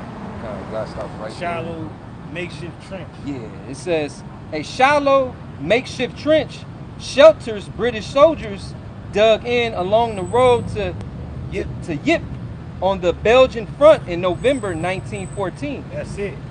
Then it says powerful artillery took its toll on both sides, making deeper trench warfare inevitable. They had to dig in. They getting fucking bombarded and hit with the mortar fire, gunfire, machine gun fire, and then to make things worse, fucking dog fighting above them and shit. Damn. If the Germans fucking succeeded with the dog fighting, they about to be dropping some shit on their ass, hitting them trenches because they can see them from high up. That's why if you was in the trenches, you seen a plane flying low, shoot that motherfucker down. Shoot the one without a gun on the shit more than the one with a gun. Because the one without a gun is sending intelligence of where your ass is at. So expect your ass to get bombarded. So take it out. Shoot at it. When we jump to this point, you see that? Jump to trench systems. Yeah. It said hell is mud. So niggas died in the mud. Just damn. It said trenches takeover 1914 to 1915. Yep. Then it says trench systems. It says frontline soldiers were instructed to dig trenches. not straight, but with traverses, You zigzag. gotta zigzag, so you can't just walk right through the trenches. You gotta zigzag through them. So it can be like a maze and shit. You don't know who's behind the corner and shit. Yeah, On your ass. Oh shit. Then you might have a turret right there when you hit. They just giving it to you in the trench, bro. You have certain ladders going up, but you might get hit by a sniper. So then you got the fucking barbed wire and shit. Goddamn. The only way the trench warfare came to a head, they had to build those tanks. That's the only way we can move forward without getting fucked up. That's why they built those tanks, just keep rolling straight, crushing niggas on the way. Niggas getting destroyed. They had one they called the male tank that had that cannon in the middle, you know, represents the rod and shit. Then they had the female tank that didn't have a cannon in the front, that had like machine guns on the side. Side like of this, hit me. Then they had infantry rolling behind it. Behind it and shit, like a damn running back pushing the lineman and shit. Behind the tank. Oh shit, pop, pop, pop. And then they can't shoot the shit. Shit is unstoppable. Unstoppable, yeah. You got to get up in there, or you got to burn the shit. But you have to get into the little peephole shit and fucking shoot them up in there. Right up. It says zigzag or U-shaped sections that prevented the blast and fragments from an artillery shell traveling far along a trench. Damn, sick. It says traverses also prevented an enemy soldier from firing down the length of a trench. Man. Lines of barbed wire were staked out in front of the trench to slow down an enemy attack. Because they'll charge, jump into the trench, they down there with you, you fighting them, oh shit. Or when you get out into no man's land and there ain't no machine guns actually shooting at you, you over there fighting with a dude in the open, and one other guy might be behind you, drive a fucking shovel through your ass.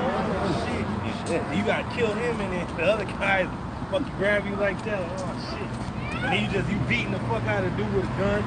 You shooting the other guy. You fucking throwing the other guy. You probably using him as a shield. As a shield, yeah. You throw his ass to the side like that. It was really like bodily fighting.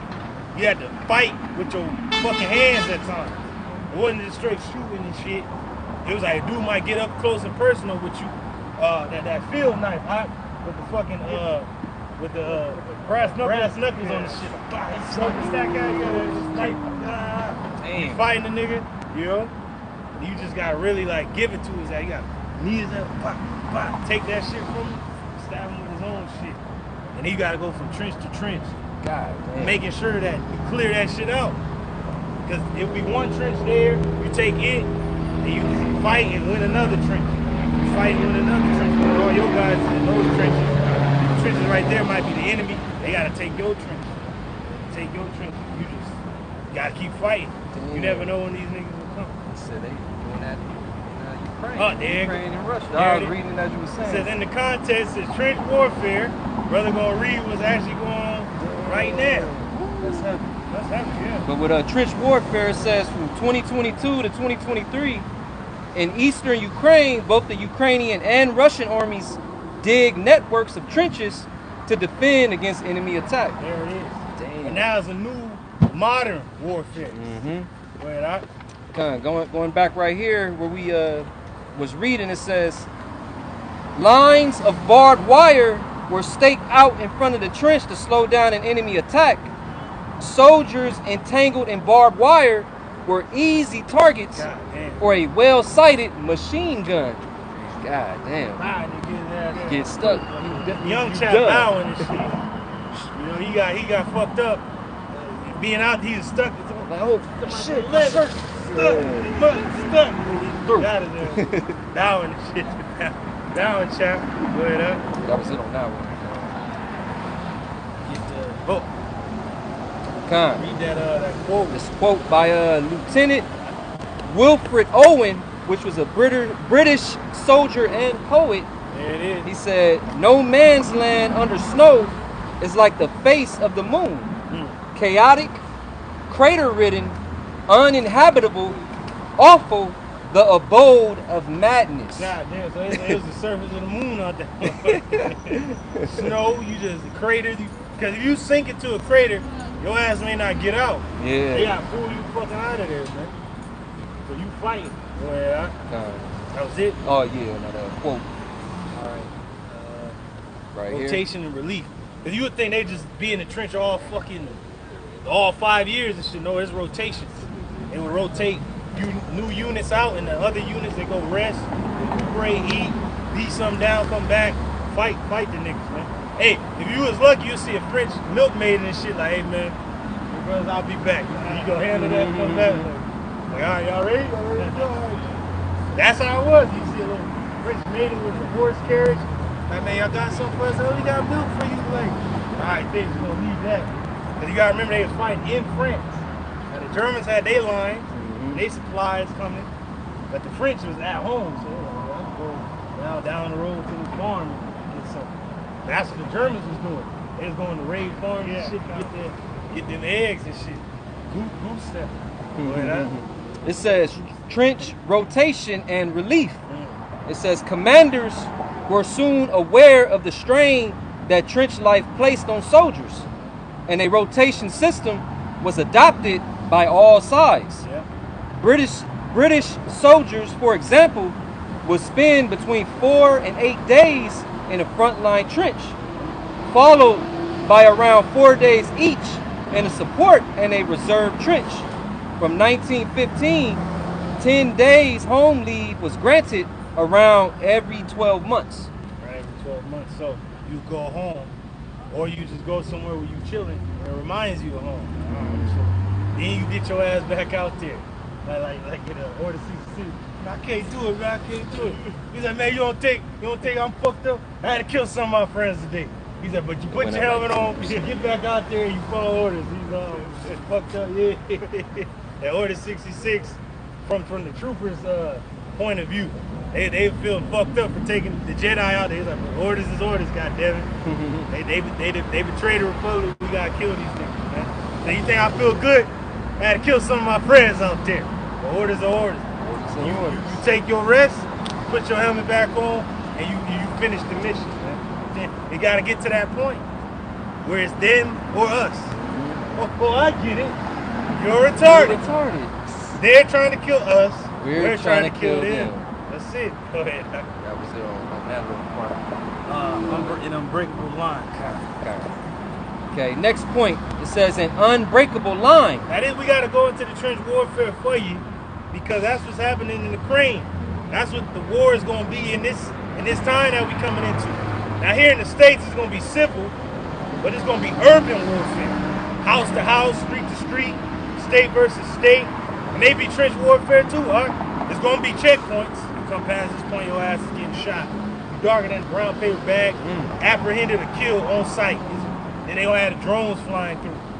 They gonna have what is it, Flubber and shit, remember the little robot shit? Yeah. I forgot what the robot, the name. Yeah, that little drone. Yeah, it's gonna be floating around and shit, bro. Good. So they show you in these movies, man. Yeah. Go ahead, huh? It says an unbreakable line. The defensive trench system, resilient even in the face of the huge explosive and destructive power of modern weapons. See? That even the Russians and the Ukrainians are using the trench warfare even in this time. It goes back to the ancient world. They called it moats and shit. When you had a walled city, they would build a moat around the city. Either for you to sink in there in the mud, you got the knights in there. There's one dude called Castellini. He was like a hired sword, a sail sword. So he was like a hired sword, and they said, and my man Mehmet II, he's talking to Prussia. He's like one of his advisors that he grew up with. Then he had new advisors around his age that he was cool with. He said, Sultan, he said, how did you take Constantinople? He said, do you know how I was knee deep in the mud, seeing my men's faces, buried in the mud, in the moat. He said, I seen less and less of my men come back from facing my man Castellini in the moat. And he's taking it down with that broadsword, taking them the fuck out. Right? And he said, you know how I succeeded? He said the reason I won the fight is because my cause is righteous. And he looked it up he looked at that weak ass Quran. But the Quran is just a watered down version of the script. He said I succeeded because my cause is righteous. was like, damn, so he said that's how the walls came down. But that was it. The moat was ancient warfare right there. Fighting in the moat. Either they'll fill it with water, alligators and shit, or it'd be a bridge across the way. And they shooting your ass with arrows. One dude, what bridge was that? It was a certain bridge in England where the Vikings made their last stand. It was a damn nigga, a berserker. He was fucking niggas up. He was throwing them off the bridge. And then one dude went under the bridge, bow, stabbed his ass, like through his leg and got him. So he couldn't like, he was kind of like stuck. Yeah. And then like, he was still fucking him up, and then they had to get his ass from the top. He just all through. Yeah, And once he fell, the whole army got a chance to go through, but he was holding the bridge off by himself and shit. Damn. Go ahead, Doc. It says resilient. It said the defensive trench system, resilient even in the face of the huge explosive and destructive power of modern weapons. And bro, imagine the brutality, bro, because there's one movie I was watching, man. But it was the war that Japan had with I believe Russia. It was the Russo-Japanese War, right? It's like late 1800s when they still had the cannons. It was kind of like last samurai, right? They had that live battle with the cannons and the off. Niggas was out there with the guns and the samurais cutting their ass through with the sword. So they had guns too, and they was like firing, and they had the cannons. One dude was in the trench. Imagine that dude jumping through the trench. It was snowing. Dude hit you with a bow in there. It's turning, it's curving around the trench. Get your ass, and then you just see one dude, and cutting your ass down. Like, oh shit! So they going through the trench, it's zigzagging. All you see is dudes coming over, horses running fast. That's fucking hell, bro. And there's mortar fire. The nigga with a gun pointing at you. Like you step over, and you like already got the advantage because you on top of everybody. Bop, bop, bop. You just taking niggas out. Go ahead, huh? It says proved so effective from late 1914 that it totally paralyzed any hope of a war of movement on the Western Front. There was no war of movement. It was just straight dug in. You were dug in. You were just giving it to them. If you could, now if you were brave enough to move through the trenches, you would be moving through just to get on, to move and see what the fuck is out there. You gotta fight. Go ahead, huh? It says the Allies, however, were determined to break the trench deadlock and launch repeated offensives from 1915 onward, on of which failed to break through the German lines. Yeah, because they couldn't take air superiority. It was just dog fights. Like, who's winning? I think it's us. And then niggas get dropping out the sky, pop, hitting you. You might win a trench, then lose it. But really, the movement of the Allies actually pushing the Germans back was when the tanks came in. That was in like 1917, around that time. They had to figure out a way to move forward because they was already digging under the trenches, and that kind of got them some success. But they like, we need to move our forces on the top of the ground across no man's land. Go ahead, up. It says in the end, it took slow, steady attrition to turn the war against the German Allies and in favor of the Allies, or against the German army and in favor of the Allies. So it's just a tactical movement, and it was slow, but it happened. You know, he might be slow, but he got it. He got it. Yeah.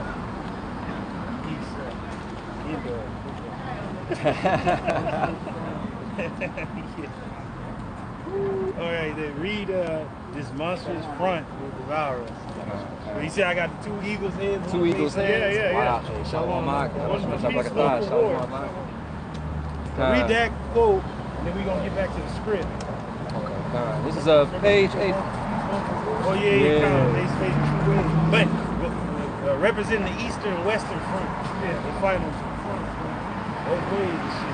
Go ahead, Doc. This is page 82. Yeah.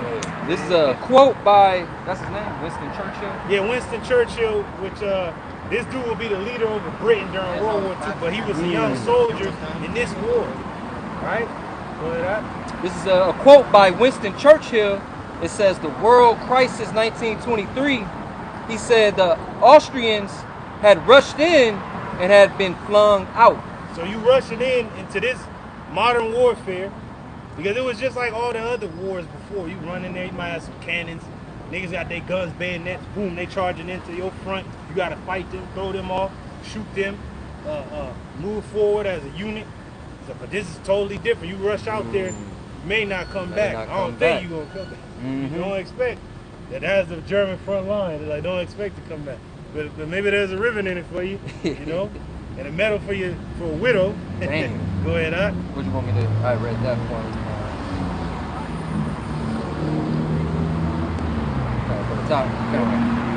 It says in the summer of 1914, France. Ain't we in the summer, huh? Yeah. Summer of 1914. It's the same calendar. Yeah, it is. So we in the summer, huh? Niggas in the dark. Yep. You know, the Russia-Ukraine war is waging. The Iranians is winning and kicking ass. Trump is bugging out. And niggas is just lost more than ever, man. Niggas is jumping off ships and shit in the ocean. Yeah. So what the fuck? Damn. Yep. Right up. It says in the summer of 1914, France Conrad von Hetzendorf, chief of the Austro-Hungarian Empire's general staff, faced the prospect of war on two fronts. That's why I got those heads from the two ways. Because that was originally from the Holy Roman Empire, mainly in Russia, that they had that emblem of the eagle. It represents punk ass E, but E only just had that one eagle bugging out. Jake made it two eagles. We look at both ways, east and west. You know? It says for the two fronts against Serbia and Russia. And it also represented that Jake could co-rule. My brother's ruling in the east, I'm ruling in the west. It wasn't like, oh, I gotta kill my brother, then I'm ruling. But nah, Jake was like, we gonna do it together, man. You over there, I'm over here. That's right. Like, that's how you gonna keep it together, man. Exactly. He gonna kill your ass for the top spot instead of just rule with you and shit. Nigga, just reign. That's why these niggas in these other groups that sold out, Paul was cursing them out. He's like, man, you reigning as kings without us. Without us. Now we're the God that you did reign, then we be reigning with you. Together. Yeah. Niggas want to reign right now. Just let Esau have his time, man. Let him have it. If you want to get his shit too, like, come on, man. Let Esau have it. Let he have it. We good, man. Go ahead, up. It says, yet his army mirrored his divided multi-ethnic nation. Man. Let me read it again. It says, yet his army mirrored his divided multi-ethnic nation. The Austrians and Hungarians were barely on speaking terms. There's already hostilities, bro. While the Czechs, Slovenes, and the Croats, which is Croatia, and Romanians, who made up nearly half the regiments, had little incentive to fight the governing pair's battles. Yep. It says, like the empire, the Austro-Hungarian army would soon be broken by war. Yeah. So it's pretty much the end of their road. The Ottomans was gonna meet the end of their road. These Ottoman bastards was the same ones to take down Constantinople about 400 to 500 years earlier. But they only held it for that long. You gotta remember, Jake held Constantinople for 1,100 years, bro. Over 1,000 fucking years. Yeah. Then they finally took us down. The Lord allowed them to take us down. 1453. But he was taken down by Jake, who thought he was, Muslim and shit. And that meant the second. But then eventually Amalek got in there. He took it over and they still was calling themselves Ottomans, but they was fucking rats by that time. Fucking rats. And we see the rats did it again. They did it with the British Empire, the Germans, they did it with the Russians. At the end of the war, they had that revolution. Tsar Nicholas II was out. That was it. They've been doing that shit for a long time. But the last empire to withstand them was the Russians. They took out the French during Napoleon's time. Then they took out the British during the Revolutionary War. A little bit after that, they took out the Spanish and the Portuguese in the late 1600s. Before the Revolutionary War, they were just taking Jake out every goddamn place. What up? I think that's the last part. Yeah, go to year of setback. It says that the headline, a Now, year. before you read that, Con. let's get that second Edges out. Second Edges 16. Bible too shy. What was that? I know we just 49. going into this World War I, but It's it still there. makes a lot of sense. It's all good. Because we got to get you prepared for World War III. If you don't know about the wars that preceded it, then you ain't gonna know about this war and how brutal it's gonna get. It ain't gonna be fucking Desert Storm where you can watch this shit on TV and go to school and get a goddamn coffee from Starbucks, man. The war gonna be here. The war is literally gonna reach to the States. You gonna feel it at the pump. You gonna feel it in your grocery store. You gonna feel it in the air. You gonna feel it. You want him to start at the top out? Yes. The second Ezra 16, in at the top, it says, Woe Okay, be unto thee, Babylon. Woe be unto you, America, Babylon. Woe be unto thee. And Asia. And Asia, which is all that land over there, our land sits on Asia, the continent. All those countries in Asia, they're all getting ready for war. That's where the war is going on at. That's where it's beginning. That's where the Strait of Hormuz is, over there in Asia. Look it up. Woe be unto thee, Egypt and Syria. Now Egypt is another name for America, but it's also that region over there of Egypt. That's a hotbed place. That's a hotbed. I get War that. to you, Egypt and Syria. Wasn't that demon Trump? No, he's in Turkey. Huh? But Yeah, that's over there in Turkey. that Syrian area. Now that's where the war is breaking out at. That's where there's proxy wars. War to all of you. Destruction to all of you because war is here. And it will not stop because those nations have interests in those different places. They ain't about to hold back. Like my man, the Red Baron, was talking to this American pilot. He said, I was told that this is just a family feud. He's like, well, goddamn, man, the love between y'all just faded. He's like, I guess so. He said, but we would have been killing each other for borders anyway. He's like, yeah, it is a family feud. But we would have been killing each other for borders any goddamn way. So that's what's going on in Syria, Egypt, ancient Babylon, new Babylon, because they have goods over there, and they also have interests over there. Oil, different bases, and they have bases of operation over there. If one ain't gonna defend it, then another one's gonna take it. So it's a game of cat and mouse. Now, verse 2, it says, Gird up yourselves with clothes of stocking. Gird up yourselves with cloths of sack and hair. You see that? The Lord is telling you prepare for mourning because you're going to lose a lot of lives is going to be lost. Like gird yourself up for a very sad time. In the ancient world, you put sackcloth on because you was through. You was poor, you humbled yourself, you was getting ready to like cry out. So the Lord's like, gear up, all you places that I mentioned. Gear up because you're going to be crying a lot. And it ain't going to stop until it's over. Go ahead, up. It says, Bewail your children. Oh, why? Because they're going to die. Beware your sons, mainly. They're going to go to the war and never come back. Mourn for your daughters because they're going to be without helpers and they're going to be afraid. Like what Cersei told the little dove. What happens in the siege, little dove? I don't know. I guess we're in for a bit of a rape then. You know, like, oh, shit. And you shall be a piece of cake. Yeah, damn. There you go. Go ahead, huh? Reading on, it says, And be sorry, for your destruction is at hand. Hey, be sorry, for your destruction is at hand. It is here. It is clearly to be seen. It is evident. We hold these truths to be self-evident. There it is. Go ahead, huh? Reading on verse 3, it says, A sword is sent upon you. That war is sent unto you. See, you gotta remember in the ancient world, especially in the book of Chronicles and Kings, when the certain kings did right in the sight of the Lord, he'll give peace to the land. So if we was fucking up, the Lord would bring war to the land. So for the Lord to bring 3 world wars, the world fucking up, man. You gotta bring one, oh, that ain't get them. Oh, let me bring another one. Oh, that ain't get y'all. Oh, now I gotta bring a 3rd one. Oh, this gonna get you. This gonna get you. Up. Yeah. So, but this is a world war, bro.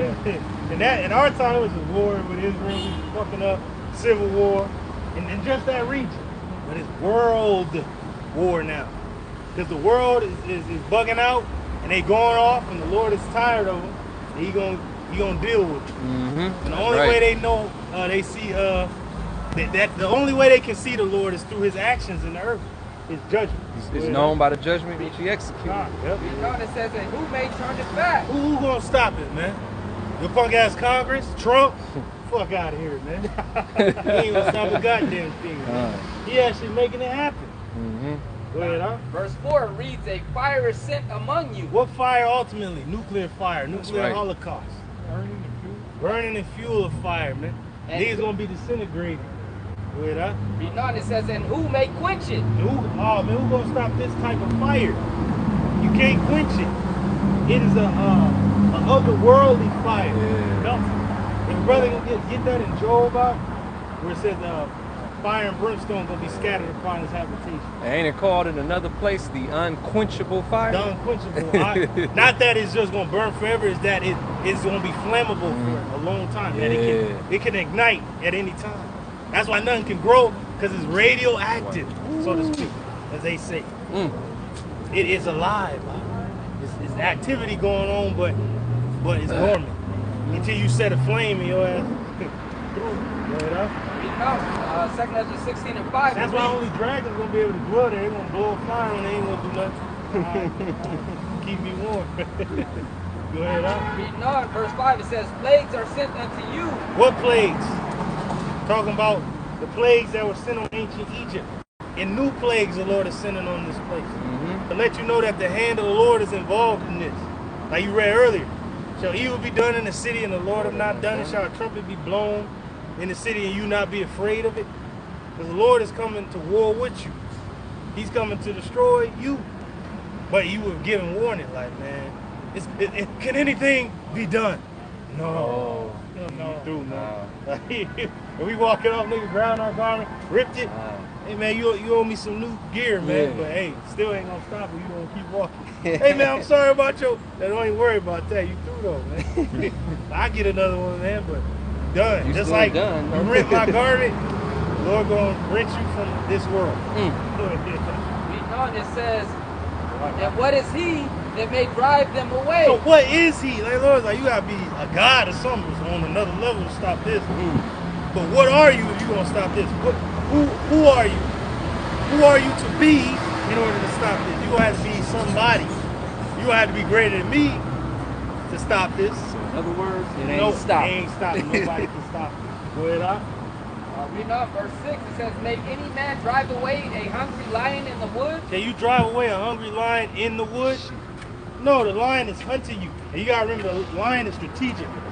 It's an apex predator. It can move slow. See, the Lord has been what they call when Esau how he's been moving. Gradualism. The lion can hunt you for miles and just be upon you and be looking at you the whole time. You don't even know he's there. Same with a bear, it can hunt you for miles and smell you afar off. I know where you at. I don't need to serpent except for that right. They away from the vibration. Right. That's why the Lord named those particular animals. A lion, stalking you, just hunting you in the dark and shit.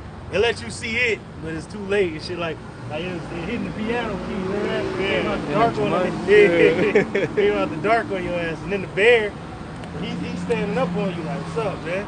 Oh shit. Then it can climb, it can swim, it can run. God damn, no escape. God damn. And then wherever it bites you at, well, that's where I'm gonna start. If it bites you in the leg, it's gonna start up the leg and bite you right here.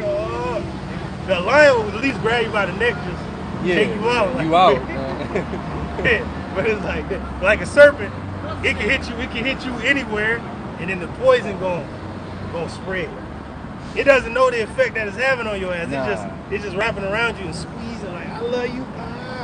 Like squeezing you. No, I hold you tight. Damn. And squeezing you. You having pain, but the serpent just, I'm just gonna open up his jaws and just eating your ass. That's how Lord's gonna get you people, man. The danger ain't gonna stop. Final Destination. Check that movie out. There ain't no real killer in the movie. It's just the Lord. It's just hunting for you.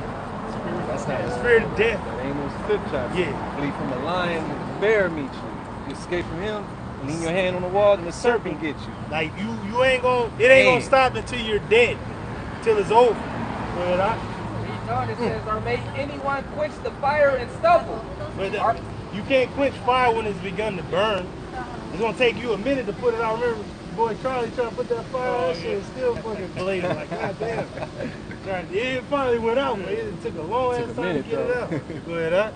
When it has begun to burn. Yeah, you can't stop that. Go ahead, up. Verse 7, may one turn again the arrow that is shot of a strong archer? Hey, I know brothers don't like the scene when your boy come with me, he got a Jared says he hit him with that arrow and threw his shit. Like you, that must be the director's bro. As many times you scream, as many times you scream at the TV, no, it's like it would go right through his ass every time. Damn. And it's like, but he couldn't stop it from.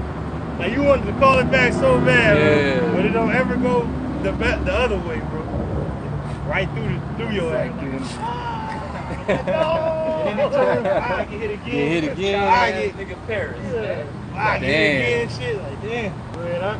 Reading up, 2 Legends 16 and 8, and it reads, the mighty Lord Yahweh Shai sendeth the plagues. He sendeth the plagues. Go ahead, huh? And who is he that can drive them away? Who are you that can drive these plagues away? Are you a god? Are you on some type of level? No, I don't think so. Go ahead, I got that precept. Go ahead, This is Psalms 11 and 6. Upon the wicked he shall rain snares, Woo, traps, fire, and brimstone. man. So the Lord gonna trap you in certain places, and you just gonna die right there. If you are the armies of the world, the Lord's gonna trap you where? The Valley of Jehoshaphat, and rain that laser on your ass. And if you in Babylon, upon this habitation, fire and brimstone gonna devour this place. If you're in any other nuclear powered nation, you're gonna be stuck there and get hit and destroyed. You're gonna have to be in a nuclear free zone. But even in a place like that, there's gonna be a nuclear winter. It's gonna rain on your ass, ashes is gonna rain down. And if you underground, and if you in the States, they have bunker busters that gonna bust your ass. Oh yeah. If you got a bunker in America, you can still do it. Yeah. Oh yeah. You gonna burn up like a fucking nigga in the oven. They said they like that burning as an oven. Bro. The guy that made the bunkers in America, he said they're less to defend against nuclear war and more to defend against a major pestilence.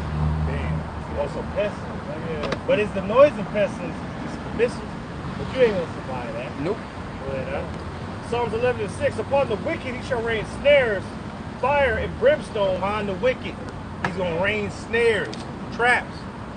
Because when a bird hits something and the trap falls on a damn bunny rabbit, get the carrot, bow, the fucking box falls on. So the Lord gonna bait you out, close you in, and take you out.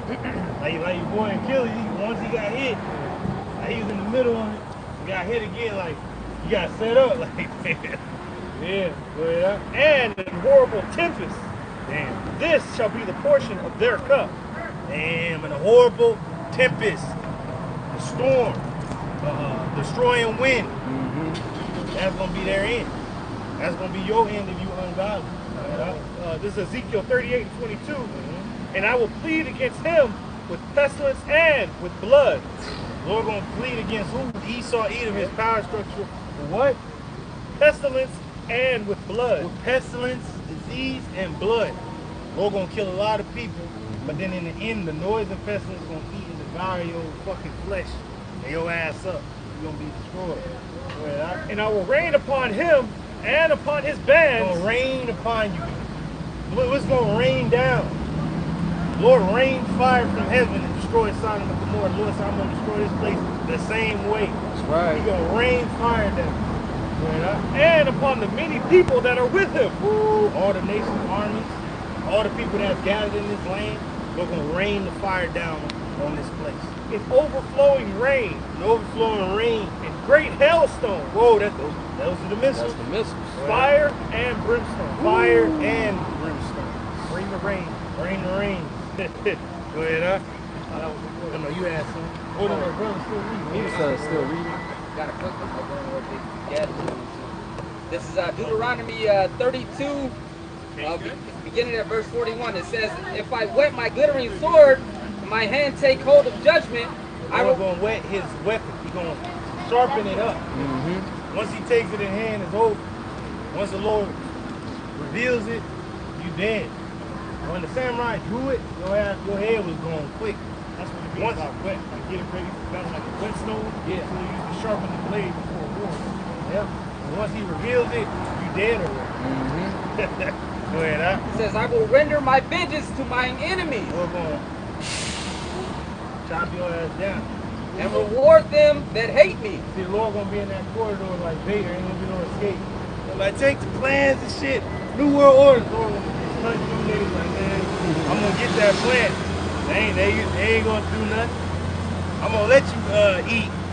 But as soon as you about to fill your belly, that's when I'm going to throw the table over. That's right.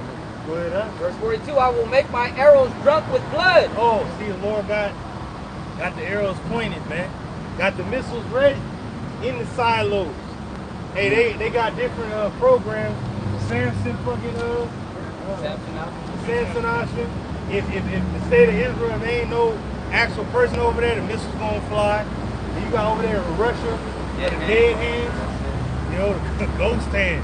If the Russian leadership is not there to push the button, it's gonna be shot anyway. But who actually put that in their mind? Yahweh Shai. Who gave Vladimir Putin the nuclear doctrine? Yahweh Shai gave it. Right.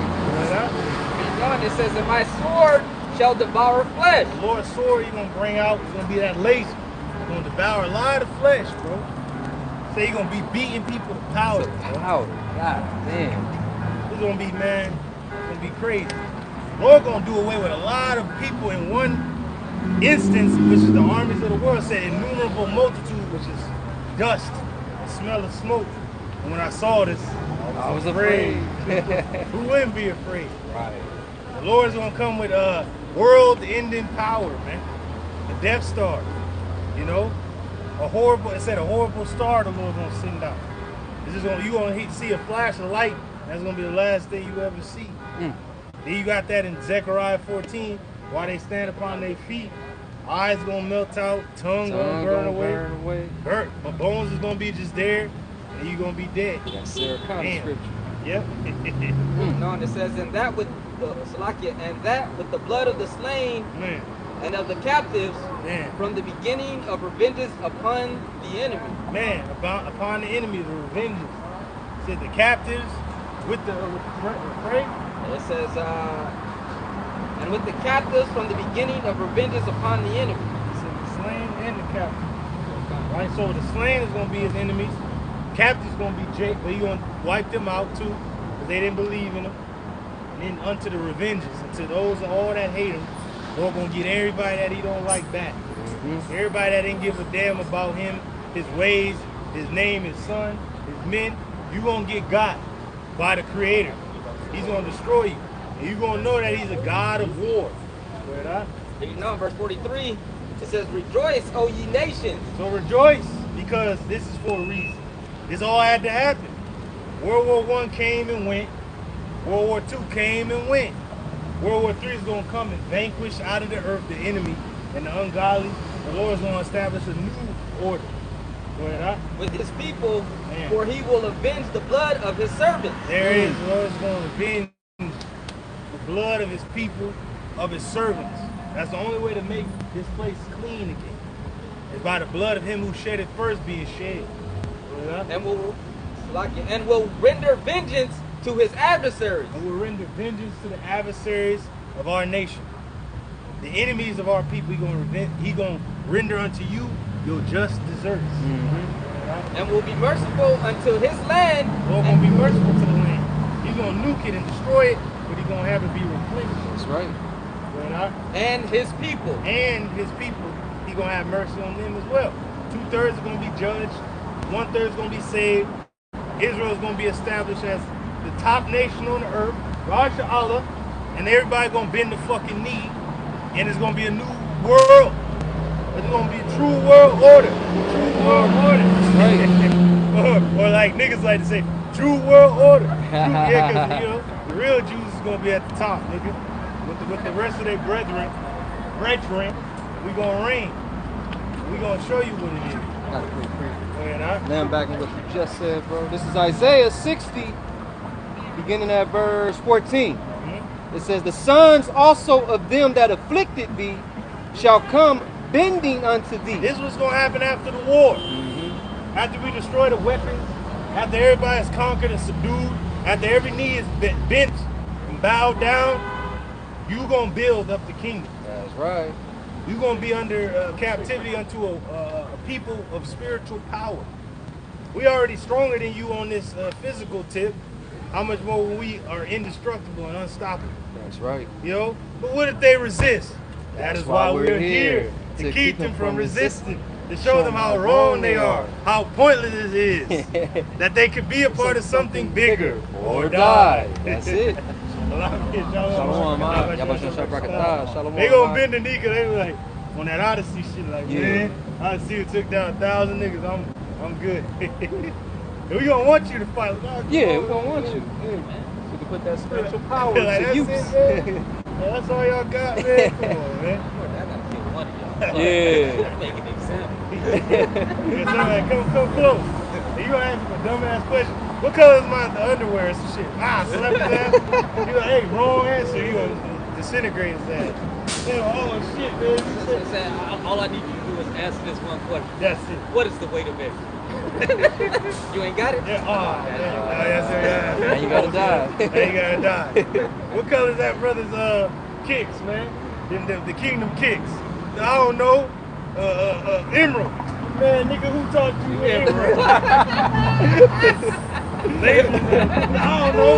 The green emerald. Man, nigga, who taught you emerald? It says, and all they that despise thee shall bow themselves down at the soles of thy feet. Woo! So they gonna bow themselves down at the soles of our feet, man. I don't need a nigga kissing my boot or whatever.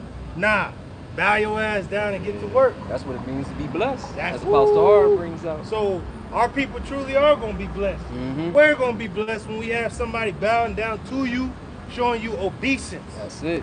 Obeying you, man. Obeying your every word, because word is bond. And if you don't keep the word, that's life. Your life is his life. Go ahead, Doc. It says, and they shall call thee the city of Yahweh Ba'ashem Yahushai. And what's that? Jerusalem. Yerushalayim. The city of instruction, the city of peace. All right, go ahead, Doc. The Zion of the Holy One of Israel. The monument of the Holy One of Israel. The memorial of the Holy One of Israel is going to be us, his people. Beginning with the hopeful elect, that house of David. Where were you when the Israelites took over the planet? When the house of David reigned over all? I don't know. We just stood there and watched it all happen. That's what's going to be. The house of David is going to reign, man. That's right. That's what house you're going to be under. You know, the House of Cards and shit, Game of Thrones. The house that everybody's going to have to be subject unto is going to be the house of Israel, house of David, under Hamashiach Yahushua sitting on the throne. That's right. Of David. And with him, his nation, his brethren. We're going to be reigning. And it ain't going to end. Go ahead, huh? Now, I'm going to jump up to verse 12 and then go back to that. Yeah. This is for the nations that don't want to get down, that want to resist. Jumping up to verse 12 and Isaiah 60. Told you if you resist, you know. We're going to let the scriptures tell you. It Yeah. says, for the nation and kingdom that will not serve thee shall perish. Ooh. Yea, those nations shall be utterly wasted. So why the fuck fight against us? We're telling your stupid ass bow down, What's going but you want to fight, you gonna utterly perish. Go ask Jake and Gary, man. They didn't want to be with the Lord. They didn't want to be on his side. So the Lord is warned against them. He's like, oh, you an enemy there. Sit your ass in the dark with no food, no water, nothing. No power. No power. Just through. No hope. Yeah, come. So if he's doing that to his people that's bugging out, what he gonna do to the enemy, man? They gonna be done, bro. Nothing gonna grow. No early and latter rain. They gonna just starve and shit, bro. Famine gonna Famine gonna hit them. Damn, boy, that was it coming. Bring that on the chat. You have something? Back in second of 16 still in the night. Okay, go ahead, huh? The second of These 16. niggas like that gonna die, man. The Lord ain't happy with his people being assholes. Lord gonna kill your faggot ass, man. Lord gonna kill you fucking women that's out of order. That's right, Lord bro. gonna kill you niggas that are cowards, man. That's horrible. That's why we going into this World War I book. Men were actually men back in this time and still got their asses handed to them, man. This is the war that the Lord created. And your boy was in Revelation 9. your boy Kaiser Wilhelm, man. You don't think World War III is in the script? We brought it out for you. So if you're an enemy of the Lord, oh man, it's gonna be a horrible time for ye. Go ahead, Reading on 2 Ezra 16, picking back up at verse 9, it reads, "A fire shall go forth from his wrath." So the Lord's gonna send out a fire. But before that, it means war. The earth is gonna be on fire. The world is gonna be war torn when the Lord arrives on the planet Earth. It's already gonna be popping. Go ahead, Reading on, it says, "And who is he that may quench it?" So how you gonna stop it, man? Who can stop it? Go ahead, Verse 10, "He shall cast his lightnings, and who shall not fear?" And what's that? The Lord gonna send lasers out. Who gonna stop that type of power, man? And the Lord sends out the lightning. You don't even know where the lightning bolt comes from. It's just out of this world. You don't know when or where it's ever gonna strike. You do now. In 1955, the clock tower. You know, there it is. What's a jigwatt? What's a jigwatt? A bolt of lightning. What's that? A bolt of lightning. That's a laser or just a lightning strike. But it's heavenly. It doesn't come from here. It comes from somewhere else. Go ahead, Doc. It says, "He shall thunder, and who shall not be afraid?" Man, the Lord gonna thunder in the heavens. Who ain't gonna be afraid of that? Jacob scared about Back then, and the Lord just came down and talked to you. You was afraid then. Imagine the Lord thundering for war. The horn is being sounded and the chariots is coming out with the sabers, the tripods. Your ass is done after that. It's a turkey shoot after that. Go ahead, 2 Ezra 16 and 11, it reads, "The Lord shall threaten, He's, ooh! and who shall not be utterly beaten to powder at his presence?" The Lord threatened your ass, man. Who the fuck are you to stop him? You pieces of shit. You just want him to be loved all goddamn day, but you don't love him. So why would he show you any love? He gonna show you the backhand. He gonna show you his fist. He gonna show you his wrath. He gonna show you his anger. That's what he gonna show you. A lot of you people in your mind talk your shit about our God as if he ain't doing nothing. Well, your stupid ass pastor didn't break down to you that the Lord is doing everything. From the day you were born to the day you died, the Lord already pinpointed everything you're gonna do. From the moment of creation till now, to the kingdom, Lord already pinpointed and mapped out everything. It's just that, it's just that you don't know. Remember, she's like, hey, speak and let your words count. I don't know what has occurred, but surely you have felt it. The deaths, the screams, right? He said, I was not privy to my master's plan, but now, brilliant, but now I see it. You see, the Lord's plan is cold. We didn't see that first. His brother can get Psalm 73. Keep reading out. Well, actually, jump to it. You jump to it out. Hold your point there in 2nd Ezra. You hold, get that chat. I can usually bring that chat out. But get that Psalm 73 real quick. Go to I envied the wicked, that they were not in trouble as other men, right there.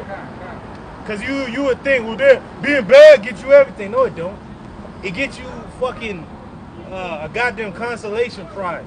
Fine. So this is Psalm 73, beginning at verse 3. It reads, "For I was envious at the foolish when I saw the prosperity of the wicked." You think these people is living? They ain't fucking living, man. They living a lie. You're not prospering. You people are sad as hell. You're on antidepressants, you bugged out, you got the shot. Now you feel like a dumbass.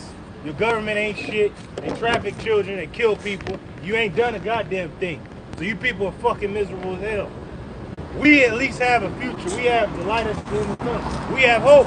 We didn't compromise ourselves. We didn't bend over. We didn't bow the knee to this bullshit. You know? So we're good. We have a conscience still.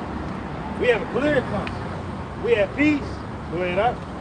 Reading on, verse 4 reads, "For there are no bands in their death, but their strength is firm." That's Esau Edom. You thought, oh man, nothing happens to these niggas, man. You know? Oh, but now they getting touched though.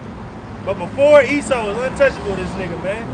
Red Ryan, he can shoot 2 niggas and he still come to work. Jake shoot 1 nigga on accident. But shit, he shoot himself in the before he go to jail. All right, nigga, you through, man. I just hurt myself. Damn. Reading on, Or you shoot a nigga in your 5. house. You shoot a nigga in your house and you go to jail. The nigga was in my house. Broke in. Got family I'm Yeah, trying to protect. you shouldn't have done that. Yeah. Like, all right, man, whatever. Go ahead, Reading Reading on Psalm 73 and 5, it reads, they are not troubled as other men. It's like they are not in trouble as other men. Esau, Edom ain't in trouble as other men. They still get off still. Yeah, the curses is jumping on them. They feeling it. The world hates they punk ass. They on Front Street. But they're still not in trouble as other men, bro. They can still get away with a lot of bullshit, man. They killed Nolan. Everybody knows they fucking guilty, but these niggas ain't behind bars or dead. So we goes to show you this nigga still got some power. But best believe when we get the power, we coming for you assholes. And you niggas that killed Nolan, even though he's simple, you niggas, you young niggas are gonna go over there and fight in that war and you gonna die over there. Them Russians gonna kill your ass. Them Iranians gonna kill you. It says, neither are they plagued like other men. They ain't plagued like we are. They can do no wrong and shit. They can have islands of fucking trafficking and nothing happens to them. But this is your time. This is your time to rule, but it's coming to a close. We calling you out. That's right. Go ahead, Reading on Psalm 73 and 6, it reads, therefore pride compasses them. Yeah, they got pride. Can't nobody stop us, man. We them gods. Alright? You are them guys. You are the wicked. You are the ungodly. You will be destroyed. You are the enemies against the cross. You're going to die. About as a chain. Violence covereth them as a garment. These people, violence covers them like clothing. These are the fucking assholes, man. Starting off with the tiny tops and on down to the rest of they punk ass people. Whether they know or don't know. Whether they hear or forbear. Right. Go ahead, It says their eyes stand out with fatness. They have more than a heart could wish. You niggas have every goddamn thing, man. You have everything you can want, but yet y'all worry about Jake. They ain't got nothing, man. Jake is in the dark right now, but Esau got power in Indiana. They went to these niggas first. Like, man, y'all cool, y'all straight? Yeah, we good. We got a generator. You go to Jake, they ain't got no generator, man. They in the dark. They been in the dark 2 weeks. God damn. Damn. Go ahead, out. Reading on verse 8, it says they are corrupt. They're corrupt. Esau, Edom. Go ahead, out. And speak wickedly concerning oppression. They speak wickedly concerning our plight in Babylon. What we going through ain't nothing to them. And once y'all devils go through it, man, we gonna leave you where you at. Fuck you. We'll leave the light off for you. Alright? Remember that the motel said to leave the light on? We'll leave the light off for you, nigga. So you can stumble and fall. It says they speak lawfully. They speak like, man, I'm good. But you in a whole nother bracket of finance. You're in the rich category. Jake ain't never been up there. As soon as Jake get his ass up there and say one thing off like Kanye, your ass in the bracket of the poor. It just goes to show you that who's controlling this shit. Esau, Edom. Verse 9, it says they set their mouths against the heavens. They set their mouths against the Lord, the angels, everything in the heavens. They set their mouth against that and talk about it. But not knowing that, hey man, you can talk all your shit, but whatever's gonna happen to you, gonna happen. You gonna die.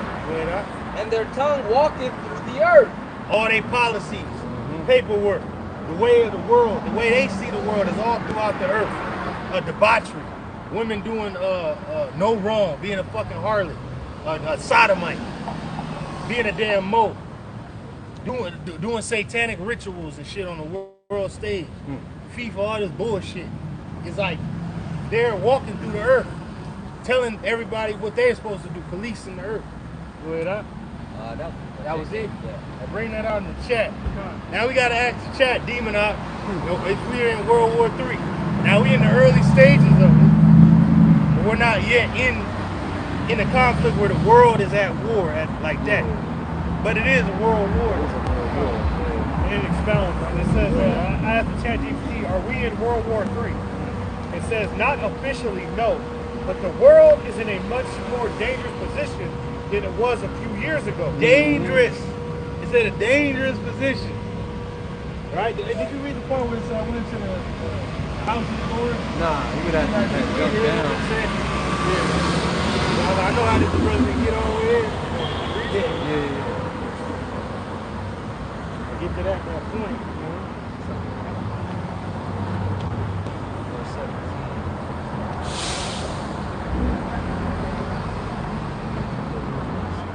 We're in a dangerous world. It tells you that in Timothy. And it's gonna come at the perilous times. Shall come. We in that time now. Niggas have to cake out, man. They're gonna ask somebody named Gary, man. They go, Gary Bertier. Let me tell you about Gary Bertier and Gary's mom. We went out on the town last night. That's it, bro. So that's it. See, they taking people through the ring right now. They beating it down in the dark. Ooh. Yeah, that's it, bro. Guys, this is Psalm. And ain't no stopping either, bro. Right. Psalm 73, jumping down to verse 16. It says, when I thought to know this, it was too painful for me. Now, when you thinking about everything in the world, like, damn, what the fuck is going on? The Lord is in it. And you like, man, that's too painful for me to know. But the Lord is in control. Yeah. That's what gives you hope and ease. Damn, the Lord is in control. Yeah. That these devils gonna get it. That the Lord only set their ass up. He don't love them. Nah. He set them up. Damn. That's right. Yeah. Right. And he tells you that. And he tells you that perfectly in Romans through Paul. So I set up Pharaoh for the same reason. Set his ass up, bring him down, have my name be exalted in the earth. That's about to happen again. Yep. That's it. Go ahead up. Verse 17, until I went into the sanctuary of Yahweh Shai. And where's the sanctuary of the Lord? In the scripts. That's it. Into the ministry of reconciliation, into the congregation. When we came in, then we understood, oh shit. So we went through slavery because we went off, but it was for a reason. The Lord was building us as a nation to show us who the enemy was, to bring Esau into his power so he can be revealed in his own time, so that he can make a war tech that the Lord put into his mind, Oppenheimer, so that he can use those weapons in the end to destroy this man in a war of his making, World War III. Good, Reading on, it says, then I understood their end. Oh, then we understood the end of the wicked and the ungodly. That it ain't after death. It's in this time. It's in this place. It's in this realm. The living realm. That's right, that bro. the Lord's gonna judge these people. Niggas think, oh, I just gotta die. Then it help. No, nigga, you gonna die right here. Yeah. And the way you die, you gonna see that the Lord ain't never been with you. That's why it was Solomon that wrote Ecclesiastes, right? He said, I saw under the sun the place of judgment, like the brother going into on the earth. Judgment takes place on the earth. Under the sun. Satan right there. Demon We're gonna bring Demon out. He gonna let us know what's going on. So back in the chat GPT, I asked, are we in World War III? And the answer is not. It says not officially no, but the world is in a much more dangerous position than it was a few years ago. It says as of August 22nd, 2026.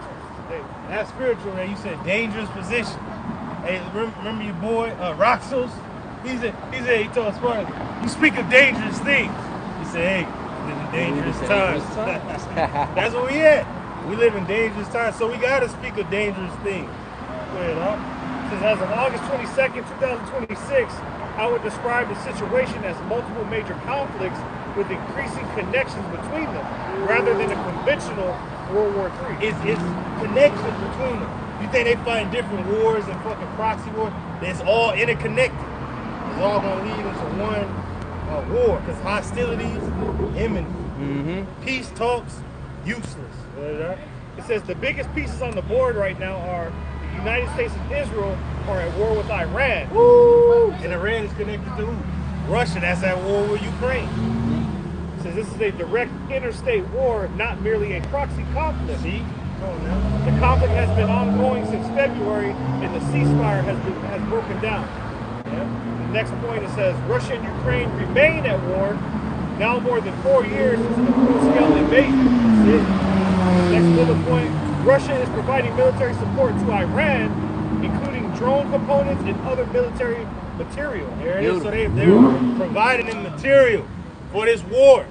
And they already knew during the time of Sleepy Joe that the U.S. was supplying the Ukrainians. Yep. So, you say you ain't involved in the war, but you supplying them. So you a part of it. Man, you are the cop. Yeah.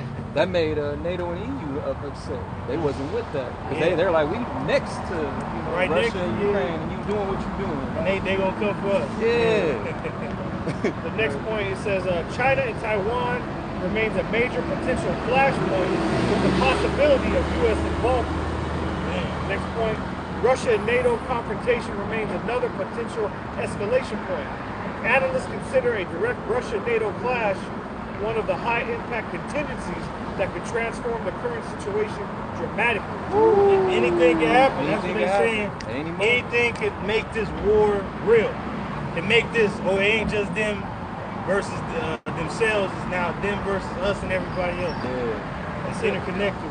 It says there are also active conflicts in Gaza and several parts of Africa, There it is. creating an unusually crowded global conflict map. World war. It says, so why aren't we calling it World War III? Man. The important distinction is direct participation by the major powers in one interconnected war.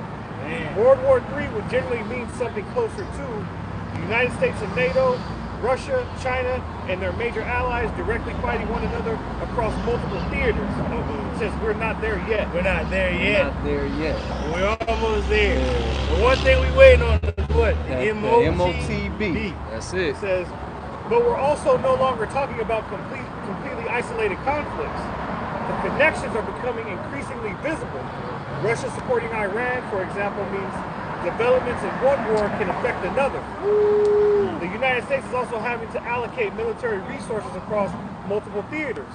Reuters recently reported that the U.S. has used virtually all of its long-range missiles during the Iran war, illustrating how sustained conflict can strain American stockpiles. So that's why you'll see some commentators already calling it World War III. There it is, because they shutting off trade routes. That's war. If we was at fucking peace and it was just a proxy war in that region, why is the strait cut off to certain nations? Exactly. That's war right there. That's war. Why are they hitting the infrastructure of Babylon with the cyber attacks? That's war. That's war. So you can call it what you want, or you can call it what you ain't gonna call it, but we know what it is. They didn't War. mention too how China supplied to Oh, Iran supplied. with some ICBM The missiles. cheap suit. Cheap suit. Cheap Yeah, suit. Take that. You take that. How cheap? Yeah, we're gonna Give that to you for the free, yeah. Now you speaking my language, man. I need that money. Yeah, that's it. That was it. The last thing it says, we're essentially in the quote-unquote, the house has several fires, and some of the fire hoses are pointed at each other phase. Hey, the Mexican standoff. Yeah. That motherfucker said, whoever shoots first, nigga's gonna be fucked up. Shot up. Go ahead and read that, huh? Nah, this is Russia-Ukrainian war as it is now. I don't know if 15, GNT. Where you want me to start from? 14. This is 2nd Esdras chapter 15, beginning at verse 14 in the GNT. It says, the world and the people in it are doomed. Yeah. Verse 15, the war that will bring their destruction is very near. Hey, the war, mention just war, not plural, but Yeah, war as one, singular. The war of their destruction is very near. What war? World War III. That's right. See? They have their own season. First war had its season. Second war had its season. Third war is going to have its own season. That's why it's just singular. War. The war of their destruction. What? World War III. It's going to lead to your end. It's going to be nuclear. You know? That's right. It's going to end. Just like, but people think, oh, we're not that stupid. No, you people are stupid. But then again, these weapons are not your own. That's These right. are the Lord's weapons. He said he shall destroy the whole land by the weapons of his indignation. That's right. Go ahead, huh? It says nations will arm themselves. They arming themselves. They arming it up. They're getting armor ready. They're turning their societies into war economies. That's right. Go ahead, huh? And fight against other nations. And they're going to fight against each other. Go ahead, huh? Verse 16, there will be great political turmoil. Yeah, because they're starting new systems. They know that the old system is fading out. They need a new system, digital. You know, surveillance, new world order, tactics. They're all in the boat for that at least, but somebody has to be the king of the hill. Even though all these nations in cahoots, somebody has to be the head. So that's why this war is going to break out, according to them, conventionally. Like somebody got to be at the top. Babylon is losing this. They losing they luster. We got to take them out. Somebody got to take them out. Where that? With one group trying to overpower another and gain control. And that's going to be in their own countries.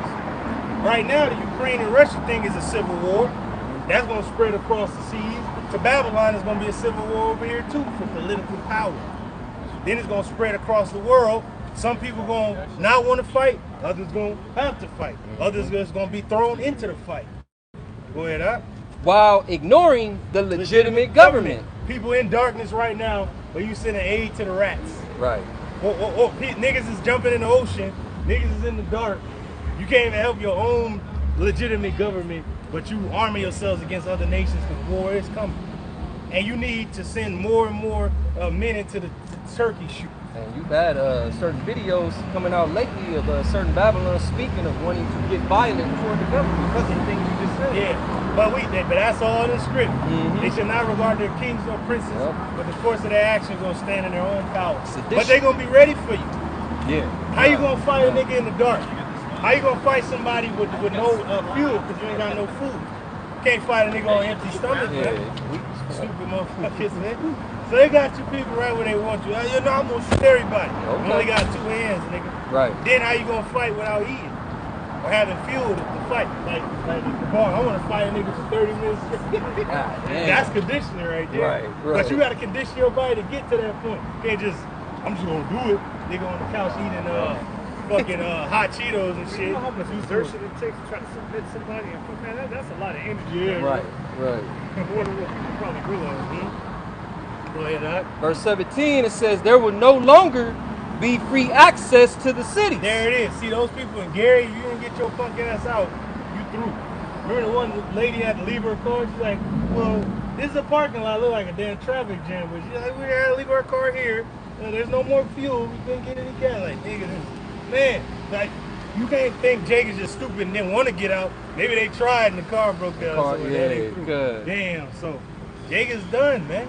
The Lord don't want you to get out. Verse 18, it says, because the struggle for power will bring destruction, terror, and total confusion wherever people live. That's what time we living in. Terror, terrorists, fucking political turmoil, famine, lack of resources, the strait being closed. That's a lack of resources coming through. No fertilizer is coming through. It says total confusion, makes you think of perplexity. Perplexity, total confusion. They don't know what the fuck's going on. Signs in the heavens. A nigga got a solar fucking. We had a solar eclipse, and now there's a total lunar eclipse on the 27th. Yep. But they got the glasses on like it's cool. No, that's a sign from the Lord that something bad is coming, man. A solar eclipse happening so rapidly like it has, it would be separated by hundreds of years before a solar or lunar eclipse happens. Right. Now it's fucking weeks and years, 2 weeks apart. months apart. The Lord is letting you know in the heavens that I'm coming for you. Not in a good way though. If you don't know who he is, he ain't coming for you in a good way. That's right. Ahead, huh? Verse 19, it says, driven. We need you to tap in. We're prophesying. We're prophesying. I got you. That means we're telling you what's coming. Oh, can I listen? Yeah, you can listen. Is it okay if I record? Nah. You can record this sign, don't record us. This is not a joke. This is not a game. No Hey, joke. if you're gonna listen, Black man, I was born in Ethiopia. We're not black. We're Israelites. Okay. This is what tribes we come from. I'm from the tribe of Benjamin. Okay. You know about Ethiopians and like? Yeah, some of Yeah, our people some over of our there. people over there too. Eritrea. I was born and raised in Ethiopia. My first 11 years. Oh, So I got the Lion of Judah on my leg right here.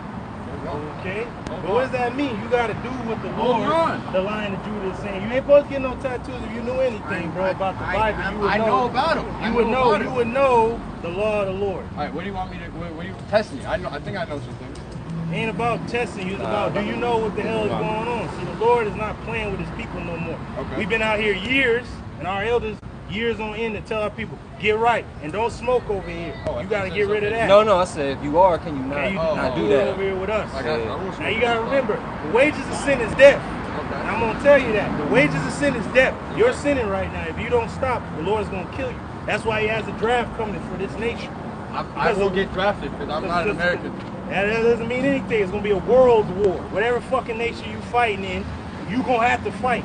That's why this war in the Ukraine and Russia is very tactical. Because they grabbing people off the streets, they losing so many men. Okay. It's a modern warfare, drones, trench warfare. It's going to reach the states. It's going to be a civil war out here. What tribe do the Ethiopian people come from? The Ethiopian people, as a people, are Cushites. Now, some of our people are over there in Eritrea. Yeah. That's why the Eritreans hate the Ethiopians, because Yeah. they're not the same They're not the people. same people. Those Yeah. Eritreans most likely would be from Judah, Benjamin, or Levi, because we fled into the interiors of Africa, fleeing from Roman persecution. So our people are in Africa in different pockets, but they don't move like the people in Africa. We have different culture. We have different dress. We have beards on our faces. They don't. We grow afros. They can't even grow no hair. Our women are live and they can dance. They women can't dance. They do that hopping shit. I don't know. So But then Who the are Lord, these people? You're talking about African people? African people are they're we're not different African, nation of not the people. We same come from people. Shem. They My come father from has a Ham. beard just like you. He's born and That raised he in might be Ethiopia. our people. He might be. Why do Yeah. you If think I have that- a beard, Why do you think the Eritrean people hate the Ethiopians? And you would think, oh, you're the same people. No, they're not. They Nah, know yeah, for the sure. history that they're not the same as them. They war with each other because they're two different people. They might both look dark, but they're not the same people. We're not Africans. We don't get down with them. We're clean people. We Yeah. smell good. They don't Bro. smell good. They don't do nothing like we do. We dance. We praise the Lord. disagree You with can't that. tell none of our people that they ain't no God. They'll fucking punch you in the face. I'll tell you They you're know God. that there's You're a God. God. Everyone's God. Over there in the Hamland, Africa, they don't believe in. They believe in many gods. We believe in one God, and He has a Son that came to the planet Earth over 2,000 years ago to save us, but not all of us. Only an elect few is going to make it out here. That's why the Lord sends His prophets into any kingdom that His people are enslaved in to tell that kingdom He's coming for them to afflict them like they afflicted us, like in ancient Egypt. You remember that Exodus, right? Yeah. Those are African people that the Lord, God of Israel, destroyed them because they afflicted us for 400 years. We got out. They were destroyed. So it goes to show you got to separate what nation from what. I get that. These white people over here, they're closely related to us if you look at biblical history. Right. But they're our enemies, and the Lord's going to destroy them for what they did to us. Facts. Now, it depends on who you come from, lineage. It's not about looks. It's about your father. Yeah. It's about what lineage you come from. You say Ethiopia, we had to make a difference between Ethiopians and Eritreans. Now, if you're from Eritrea, you most likely are people. But you got a different spirit about you over there. You might dwell in the land of Ethiopia, but you're not Ethiopian. So in Ethiopia, there's a lot of tribes. The tribe that I am from, they beef with Eritreans. Like I'm like. So we you don't like. just hope that you're Yeah. Israelite. I mean, I all I know is I'm a man of God. I believe in one God. All I know is my skin looks more like yours than You might his. be Israelite if you believe in one God. Always will be. Once again, it's not about skin. It's not about skin No, color. I'm just getting into. A lot of Yeah. people over But you got there- Israelites that look like him. 'Cause you mentioned him For in his sure. skin color. Well, he's Puerto Rican. Oh, There he's you an go. Ephraimite. He's an Ephraimite. You got your people. He's an is Israelite. our people. But you got to get right. That's what we tell people. Stop playing around.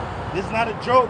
We're here to prophesy to you. We're not here to do a podcast and a goddamn interview. We're here to tell you that the world is coming to a close. This era, not the earth. The earth is about it forever. This This age that you're living in these buildings, the stupid cars, and TikTok and shit, all of it's going to be done. And the Lord's going to send the world back to an ancient world. What is the one that you said Puerto Ricans? He's Ephraim. Yeah, they on the sign right here. Okay.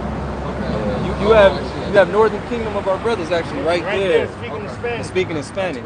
No, Now, you gotta remember- I've always been interested in this. I wasn't taking it like a joke. In all honesty, That's all like good. I have that tatted on me because You didn't know no better. You didn't, yeah. yeah, you I didn't know that the line of Judah is a representative of Ethiopian people.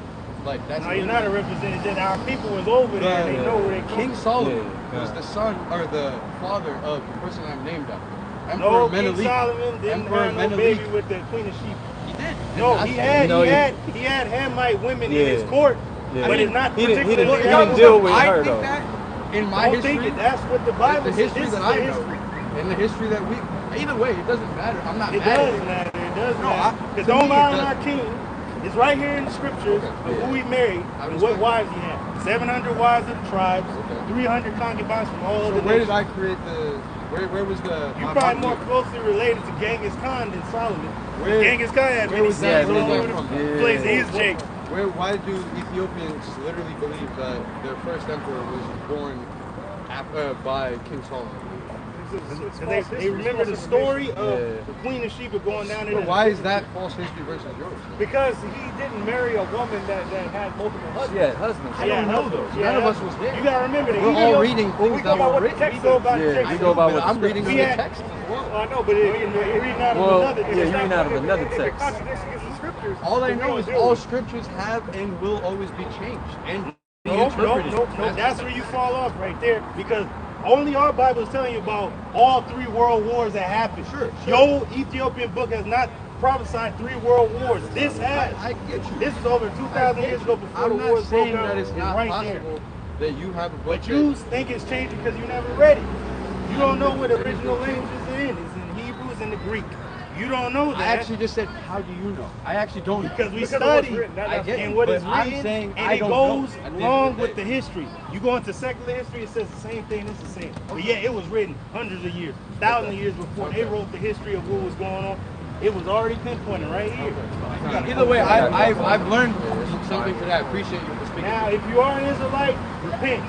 If you're not, then prepare for slavery and death. Because that's what's coming for you. Got mind to shake hands or we don't do it? We can do it. This month. God bless. All right, have a good one. Repent or die. All right. So we all gonna die. Nah, see, that's how I know he might be a ham and Like I shit. said, he don't know. He don't know. Like, because the Jay don't want to die. Oh no, God, please say. Jay don't want. All right, we just all die and shit. Nah, Jay don't move like that, man. He might be. We got to get prepared for more bug outs. The more closer we get to the end. Yeah. It's like last week. You know, people will be coming up asking questions, bugged out, wanting to debate. Yeah. That is something we Now, want if to he would have came earlier, it'd been cool. But he came right when it's almost time. Closed out. And we could have got like the Ethiopians up to me, but Yeah. like I had to make a difference with the Eritreans, the Ethiopians. They hate each other. Why? Because the Eritreans are people. Like your boy Nip came. See how he had a different spirit? Yeah, on him? different Tiffany spirit. Haddish. Tiffany Haddish also, another has a different spirit. spirit on her than a punk ass big head Ethiopian ugly.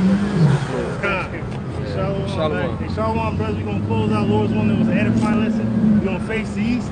Give all praises, glory, and honor unto Yahweh, Ba'ashem, Yahushai, Ba'ashem, Rakakadash. Barak the Yahweh. Barak the Yahweh. Barak the Oshai. Barak the Yahushai. Barak the Yahweh. Barak the Yahweh. Barak the Oshai. Barak the Yahushai. Barak the Yahweh. Barak the Yahweh. Barak the Oshai. Barak the Yahushai. Barak the Yahweh. Barak the Yahweh. Barak the Oshai. Barak the Yahushai. As always, double honors unto our apostles, our elders, and our teachers at Great Millstone that rule well and continue to do so.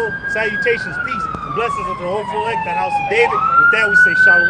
Kwame Ashala. Kwame Ashala. Kwame Ashala. Kwame Ashala. Kwame Ashala. Kwame Ashala. Kwame Ashala. Where were you when the Israelites took over the planet? People of earth, we know who we worship. Shalom. Shalom. Yeah.